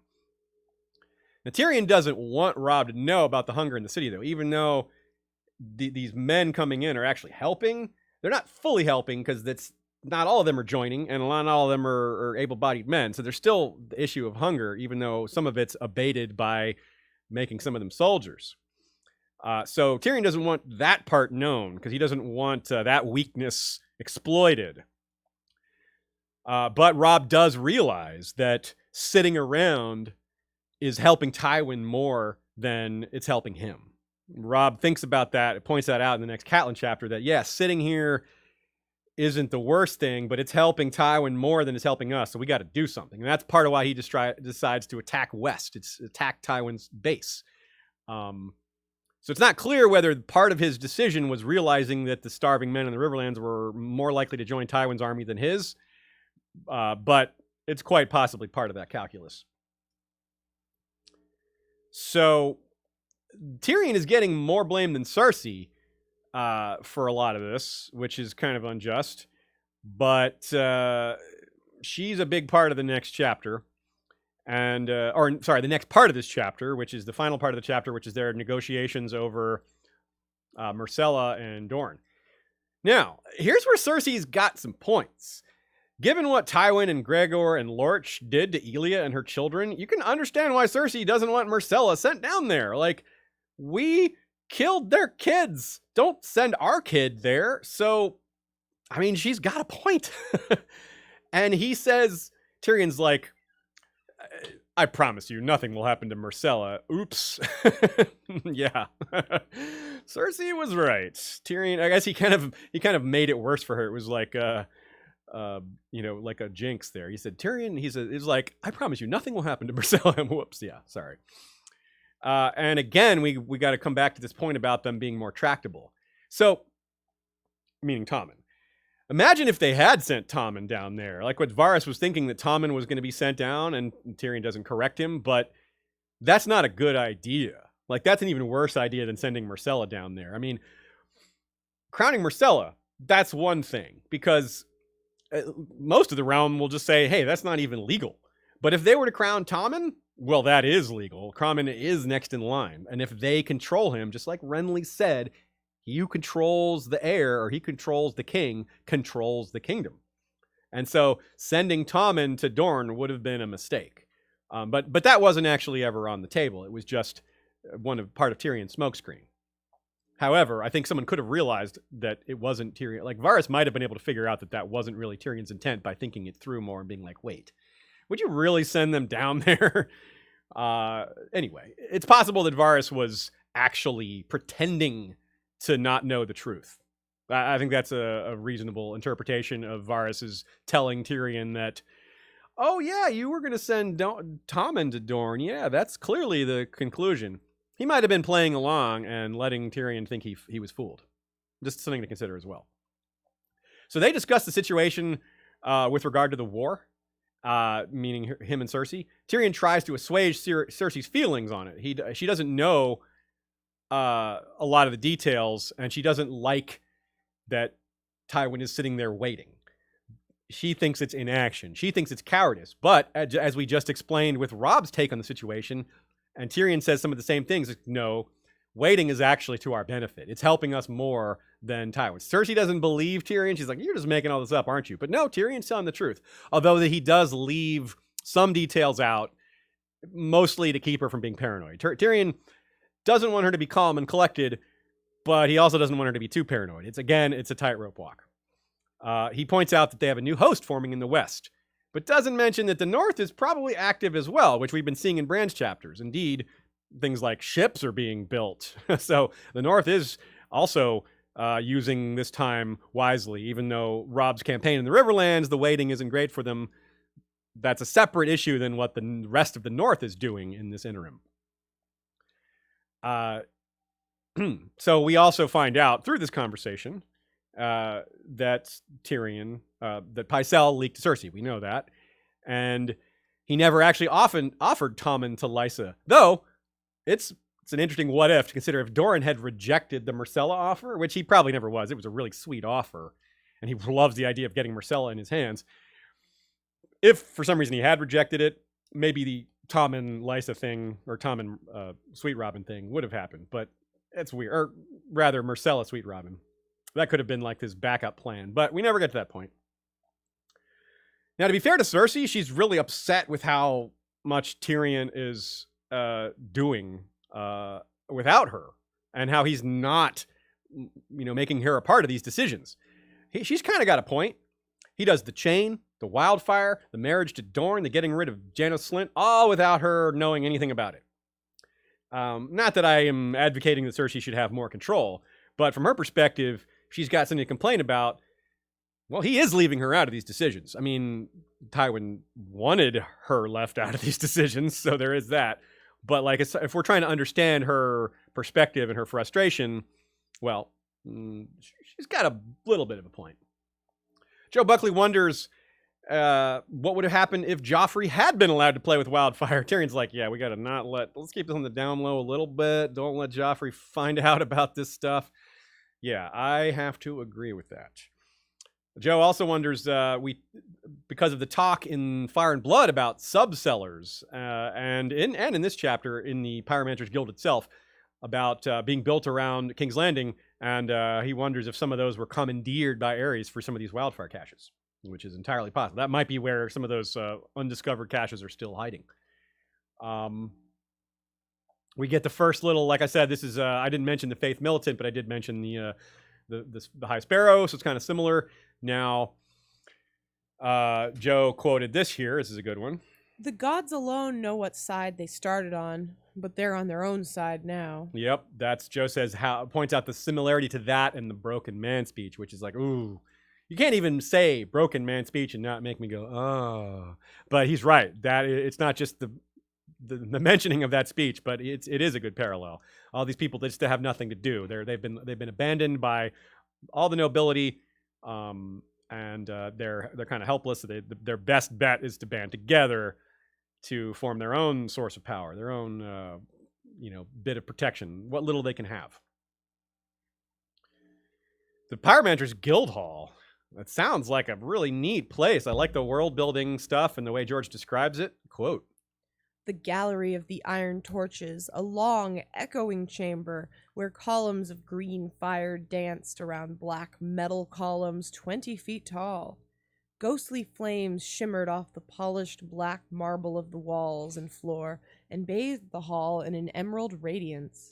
And I said it's a cool place, but it's literally cold. And that's, for obvious reasons. You hear about how even a little bit of sunlight can touch off the wildfire. You can understand why they would keep it very cold. And Tyrion's wearing the shadow skin cloak he got in the Mountains of the Moon. But the way that's described. You have wildfire and black stone, emerald radiance, polished black marble. That is Tyrion's eye colors. Tree Girl from Flick points out that the glass candles at the Citadel are also black and green, and she wonders what kind of ancient books the pyromancers have lying around, which touches on a comment that Nina had, which is she's wondering about their origins, and so do I. There's a bit of a gap in our knowledge there. They're explained in the World of Ice and Fire a bit, but we don't get their origins. We get kind of a shadowy history that they've existed for a long time. But where did they start? Where did they begin? And who founded them? And anything like that. We're missing a lot of that. One guess is from Nina is that they started in Lys. Another one is any one of the free cities are possible candidates. Maybe Myr because they're big on technology. Do you think they originally came from a manse? A manse? Yeah, they're pyromancers. I see what you did there. Yeah. Well, they had to start somewhere. Probably not a shack. They're not pyro shackmers. Yeah, exactly. So now we know. So yeah, we really one day maybe we'll learn a little more about their history. But yeah, there is definitely a gap there. Can't skip over the humor in this chapter. Quote, Tyrion Lannister could not have been more astonished if Aegon the Conqueror himself had burst into the room riding on a dragon and juggling lemon pies. That is pretty astonishing, that thought. Of course, it's because Cersei is crying. And then there's more humor here. When your sister cries, you were supposed to comfort her. But this was Cersei. Yeah, that's good. But this was Cersei. And indeed, he tries to comfort her and she's like, don't touch me. And he feels bad. He's like, oh man, see, I shouldn't have done that because now I feel awful. She doesn't see me as a human being. And this might be foreshadowing, quote. His cheek still throbbed where Cersei's hand had left its mark. Let her flay half my face. It will be a small price to pay for her consent to the Dornish marriage. Oh, Tyrion doesn't lose half his face, maybe more like a third. But Myrcella loses some of her face too. So like the Dornish marriage combined, they lose about half a face. Yeah, something like that. We'll have to ask someone who knows more about flayed faces. Let's look at the Boltons and the Faceless Men to weigh in on this one here for us. We'll let y'all know what they say in a future episode. All right. Our last chapter of the day is Bran 3. It's a short chapter, but it packs a punch. There's a lot in this chapter. It's the one with the Harvest Feast, aka the gang meets the Reeds. The first line is... Dancer was draped in bardings of snowy white wool emblazoned with the gray direwolf of House Stark, while Bran wore gray breeches and white doublet, his sleeves and collar trimmed with vair. Yeah. Now, Joe Buckley had a great comment that Tyrion's impact is really big here. Bran's ability to ride is a huge thing keeping him from being a lot more depressed. And if he couldn't ride, he would be even more cooped up in his bedchamber and just with his lack of mobility. So it's important to remember that as sad as Bran is, he'd be a lot sadder without Tyrion's influence. And this is, I mentioned this here because right off the bat here, we have Dancer, Bran's horse, and he's riding on him to start off. After all the destruction of crops and this war of food and in the Riverlands, it's this starvation. It's almost like a siege of the entire region. It's quite a juxtaposition to see things like Lady Tanda's table, but even more, this feast laid out here. This isn't the first, but it's the first description of food that's really long. This is 134 word description of food. We're not going to read the whole thing. Just hear this brief quote here to start us off. Such food Bran had never seen, course after course after course, so much that he could not manage more than a bite or two of each dish. Okay, so 134 words long. Maybe it doesn't sound that long, but if you say like, roast venison, that's 2 words. So I could describe, 67 more food items if they were only 2 words each. So that's a lot of food. So Bran again has a scene where he is the one everyone defers to. He's the Stark in Winterfell. He's sitting in the high seat. He's the de facto heir to King Robb Stark, even though no one calls him that directly. And he's drinking from his father's cup. That's another thing he notices in this chapter. He looks at the cup. He's thinking about it. And it's another time where he's getting the experience a king needs. on the sly. It's more of the, shall we say, the education of King Bran, as well as the feeding of King Bran, and perhaps the drinking of King Bran. It's notable in this chapter, something I probably didn't give enough credit to in prior rereads, that he's a little tipsy in this one, maybe even more than a little tipsy. And that reminds me of Jon's first chapter when he was kind of drunk. Because that affects your state of mind. That affects how you think. That affects what you do. That affects, like, it can be depressing. When you drink and you're in a bad state of mind, some people drink to escape, but sometimes it can make it worse. I'm saddened by Bran in general, but the idea of little 8-year-old Bran drunk, it's very sad, actually. And the idea, it's not like explicit that he's drunk, but it says he takes a swig of wine and realizes it's stronger than he's used to. His head is swimming before the cup gets back down to the table. Like, think about how little time you need to sip and put your cup down. Do you know what he's drinking? Huh? Do you know what he's drinking? Wine, some sort of True wine. True wine. Got me. Yes, that is true wine. Because it's uncut. Like, he says it's stronger than he's used to, and in medieval times, wine is very frequently cut with water. Yes. And so this is probably less cut. So that is true wine. There's less cutting to it. That's really good. So that's really, really interesting. And we get this montage. It's another one of these montages that really only happen in Bran's chapters, where he just looks at a large group of people and sees all this detail, taking note of individuals and groups, patterns, facial expressions, body language, just lots of detail. And this is, like I said, this has been happening since his second chapter in A Game of Thrones. Like, his first chapter is the execution of Garrett, and it's a little different, but they're introducing other things. But basically, since his first chapter his second chapter where he's climbing the walls and looking down on different groups of people throughout the yard, like people at the well and people doing armoring, and he's thinking about the crows. So it's all that. But while he's looking out over the crowd, and maybe it's because of the wine, the true wine, relaxing him and calming him a little bit, he seems to slip into like a waking wolf dream for just a few moments. Quote, Bran itched under his gray and white woolens, and suddenly he wished he were anywhere but here. It is cool in the Godswood now. Steam is rising off the hot pools, and the red leaves of the weirwood are rustling. The smells are richer than here, and before long the moon will rise and my brother will sing to it. Bran, Sir Roderick said, you do not eat. The waking dream had been so vivid. For a moment, Bran had not known where he was. Yeah.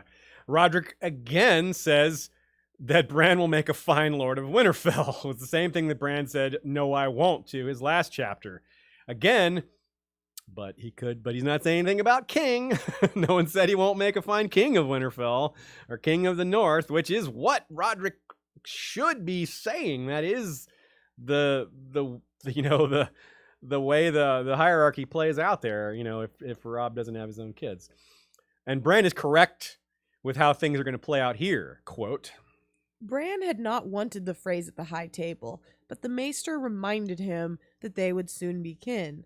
Robb was to marry one of their aunts, and Arya one of their uncles. She never will, Bran said, not Arya. Indeed, she does not ever marry a Frey. And, well, frankly, Robb doesn't marry a Frey either, so... And the Reeds arrive. Perfect timing for the Reeds to arrive. I mean, for them, like, they arrived during the feast. Yeah, it's the best time to arrive. Like, yeah, right during the party. And we get another proxy King Bran moment. They have to, since they can't kneel to Robb, they have to kneel to Bran. And while looking at him, they say, quote, My lords of Stark, the girl said, the years have passed in their hundreds and their thousands since my folk first swore their fealty to the king in the north. My lord father has sent us here to say the words again, for all our people. And Bran answers. He referred to himself in the formal Brandon Stark, which, of course, thinking about King Brandon and all that is like, yeah. And they call up the reference to the king in the north and how they've been sworn to for hundreds or thousands of years, it says, which we know it was a king, Rickard, I believe it was, who first conquered the Neck and married the Marsh King's daughter. We don't know how long ago that was, but it's been a long time. And so we have Bran's full squad. They haven't formed into a squad yet, but everyone's there. You got Osha and Rickon and Mira and Bran and Hodor, and of course the Direwolves. So a little bit of descriptions, right? Again, we want to keep track of what people look like. Book and show Mira aren't too far apart, really. Book Mira's hair is longer. Yeah, Ellie Kendrick, she's around the same size. Maybe if not the same age, because it's another case. I mean, it is another case where the actress and the actor are actually far older than they're young looking. That's true. Yeah, Ellie Kendrick looks younger than she is. Yeah, she looks much younger than she is. But let me say, Jojen, he looks much younger than he is. That kid has been like acting as a young person for decades, it feels like. I forget his name, but he was in one of the Star Wars movies too, like a brief role. Thomas Brody Sangster. Thomas Brody Sangster. Yeah, he's like 20 something and when he's Jojen. Yeah, now he's 29 by now, but yeah, he just looks like a child anyway. So it's misleading, but we don't know what age Mira and Jojen are actually playing in the show. Right. Book Jojen wears all green, however, and has the green eyes, which of course Thomas Brody Sangster neither wears green nor has green eyes.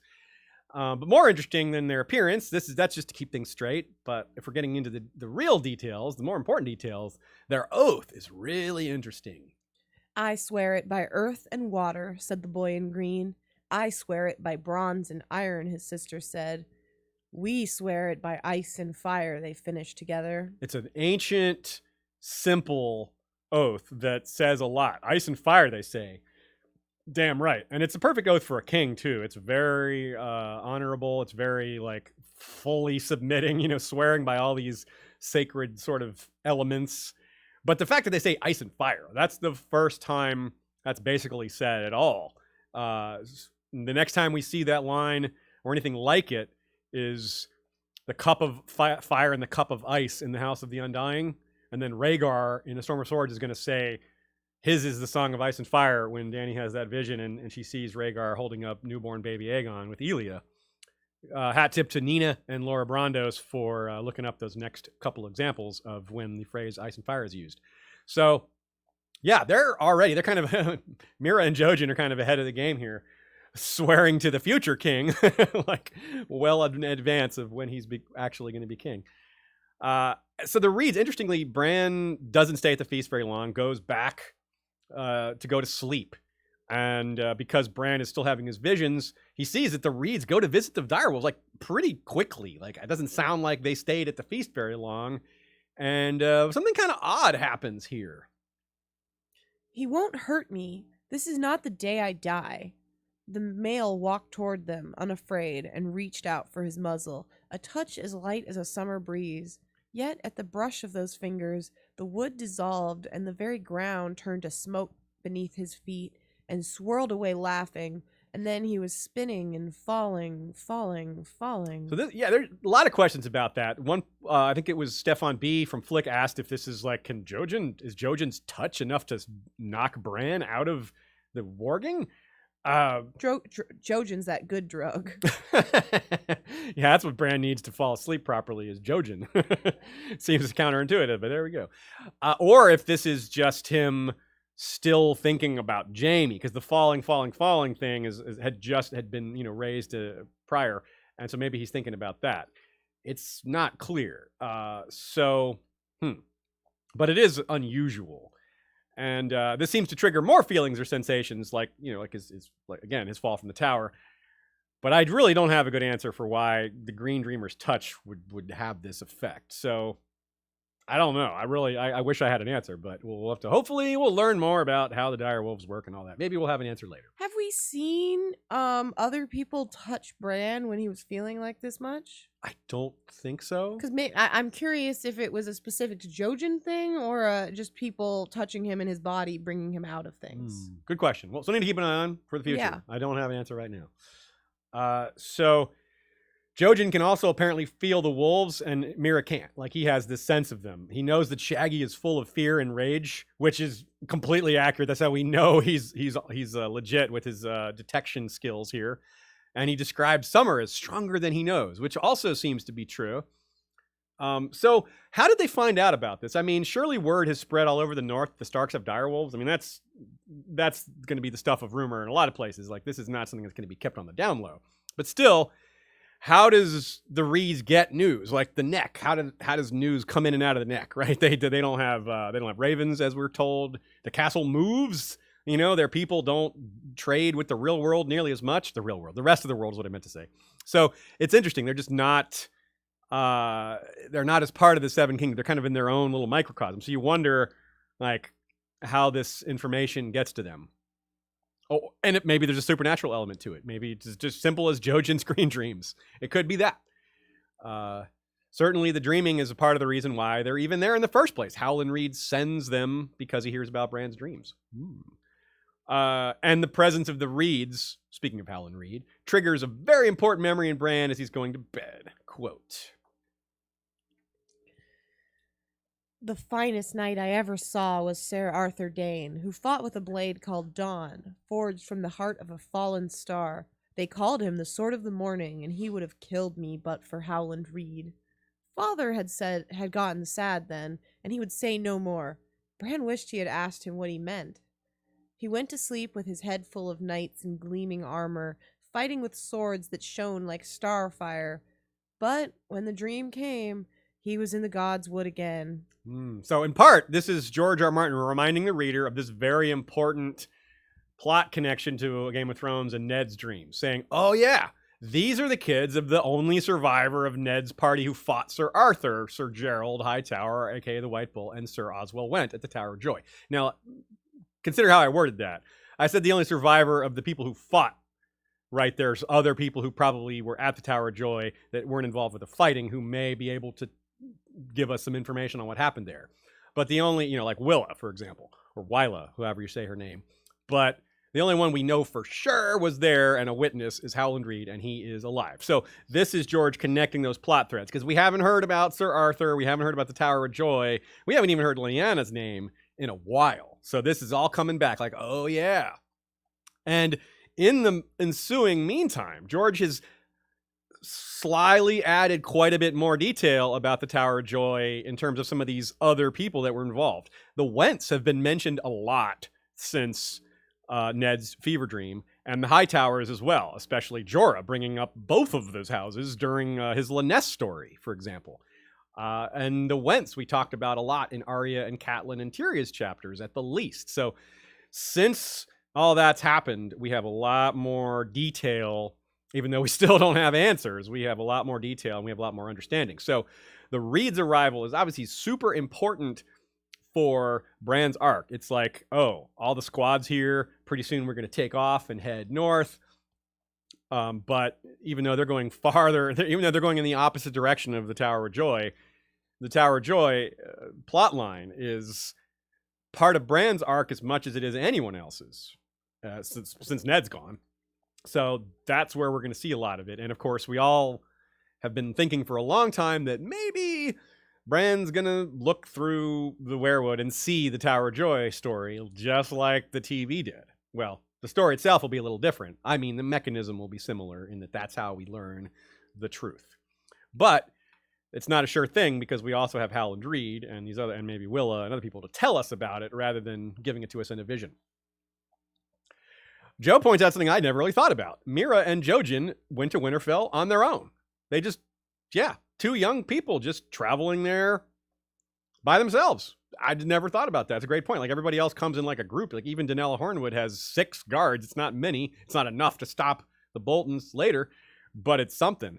Meera and Jojen totally traveling solo. That's shows how capable they are and how useful they're going to be when they're all out in the wild. So like I said, we get introduced to a lot of characters who are kind of what Joe calls the Winterfell B team, Poxy, Tim, Hayhead, all these other guys. We know these aren't the cream of the crop because they would have gone south with Ned and or Robb. And all these characters, we don't have a lot to say about them because they're all just going to get killed by Ramsay and or Theon. So in light of that, this is basically the last really good time that we see in the North. Bran's going to have a couple of chapters before he flees, before Theon comes to get him and Winterfell. But right after this feast ends, Danella is captured. Half the North starts fighting over that. Then Theon and the Boltons and Winter all just going to come. So it's really going to get ugly. And what are you going to do? Couple of questions and miscellaneous thoughts. Will Moss, maybe they think Bran will be Lord of Winterfell because Robb and his heirs will make a seat somewhere else. Because it would seem a bit weird to me to make a statement that actually predicts that Robb will die. Yeah, that's possible. Maybe they think Robb would set his seat somewhere else, but that seems odd too. Like where? Like River Yeah, I Run? don't know another good spot, but maybe they think because he has the Riverlands that he would want to be more central to it all, but there's not really a good spot, and he's not like he's just going to take someone's spot. Yeah, the central spot is the Neck, which you can't build a castle there, really. No. And it's not a good place to rule from because it's kind of out of the way to reach. Yeah, it's not like he's going to take White Harbor, which that's the next place I would think of. Yeah. Besides those, I would think of like obviously River Run, White Harbor. Building a new castle is, that's a possibility. It's a possibility, but it seems weird for them to predict that as well. Yeah, I agree. And I like it's hard for me to picture the Stark, the king in the north, deciding not to rule from the ancient seat from Winterfell. Yeah, I agree. So Will brings up a good point though, which is that this, any way you look at it, the language is a little off, which I think is just gets us back to the original mystery, which is this is all he's just being sneaky about King Bran. He doesn't want to be too overt with that. I think that's our answer. At least I don't have a better answer. I also want to bring this up. Scott Wortman says Bran touches Jon in a dream later. Yeah, inside the dream. You're right. Yeah, the dream, we think Bloodraven is sort of overseeing those dreams in that spot, but we'll talk about that more when we get to it. That's I think Jon 7 in the Clash of Kings. So we have a while before we get to that one. Tree Girl wonders about the Children of the Forest and Reed genetics, whether there's a connection. I recall on Westeros.org the first time anyone ever brought that idea up, and it was a new poster, someone from South America who was like in their post was a little shy, talking about, I'm a little shy making this post, blah, blah, blah, because, everybody here seems to know so much, and I don't want to, say something that maybe people think is stupid. And he posted this long, thorough theory about connections, like appearance connections between the Children of the Forest and the Crannogmen and how they might be like a hybrid. And people loved the post, including me. And I was like, yeah, that's a great theory. So Tree Girl is bringing that, is rehashing that. And it's a great thought. It's a really cool idea. And it touches on a lot of supernatural aspects, like the idea that the Stark blood started to gain that magical aspect to it after King Rickard conquered the Neck and married the Marsh King's daughter. Maybe that's like the Marsh King's daughter is where some of that got involved in their bloodline. If you go back even farther, you have the Warg King that the Starks also defeated, and his children were divvied out. His daughters were kind of divvied out. So the bloodlines also come there. But yeah, I definitely think there's a strong bit of evidence for the Children of the Forest and the Crannogmen having some sort of ancient connection through blood. That's maybe a magical connection, maybe kind of like how the Targaryens have some dragon blood in them, which probably isn't a matter of them actually, having sexual intercourse and having, dragons with people. But on the other hand, a child of the forest maybe could have relations with a human. That's not as certain. At least they kind of have the same body parts. I mean, obviously, you can't help but think of the Ibonese. Yeah, good point. They're also kind of like a different species. Yeah, they're. It's hard for them to breed with them. It's kind of like horses and donkeys or and mule. Yeah, all that. You're right. That's actually a very good parallel.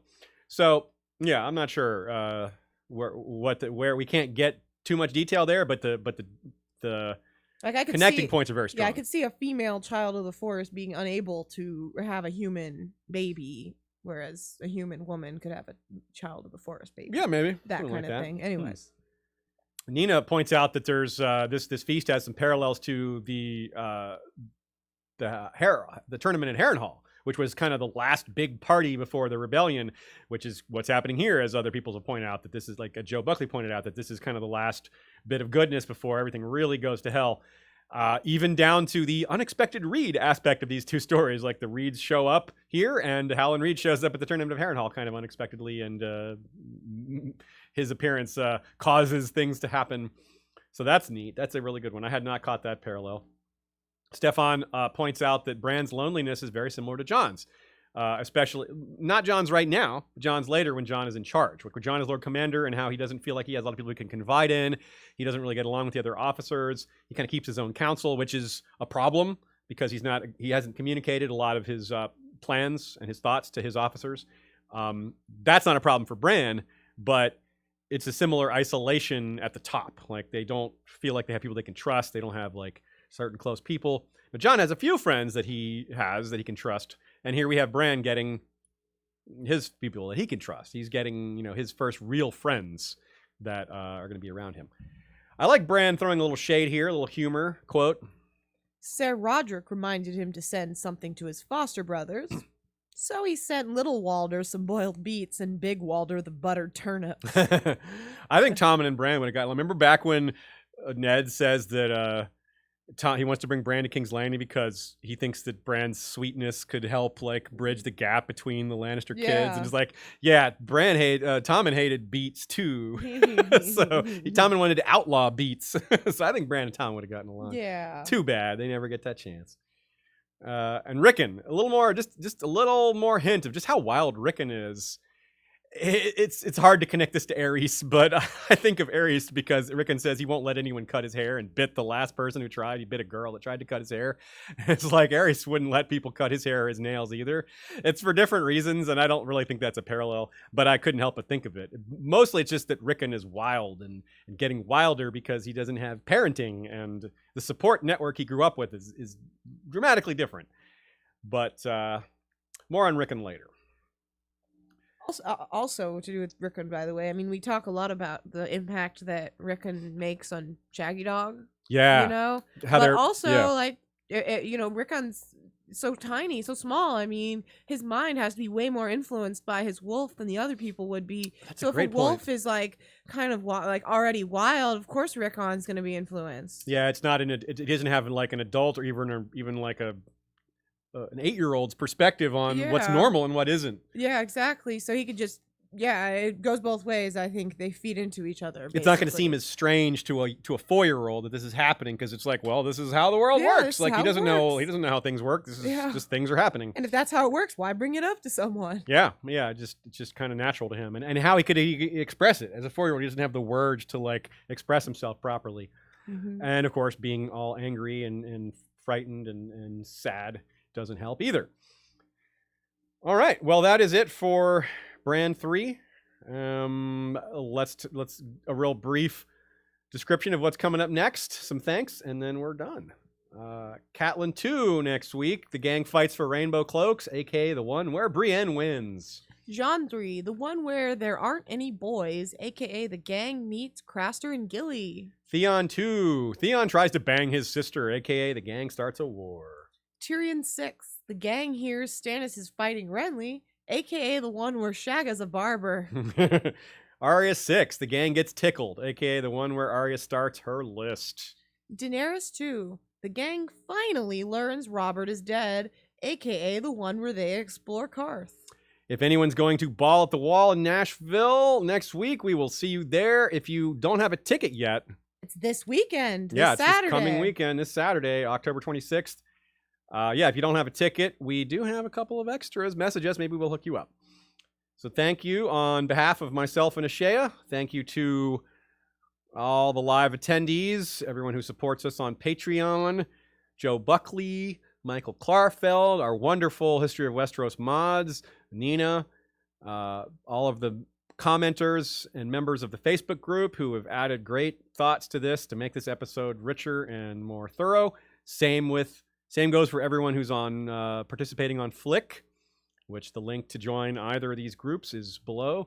I've been talking about unleashing more methods for us to talk about this. Slack and Discord are on their way, but not yet. We've been a little too busy with these huge lists of early chapters. We've done 3 3-hour episodes in a row, and so once we get back to more 2-hour length episodes, which is coming because these chapters shorten a little bit later, then we'll start biting off new things like that, but we don't want to do too much at once.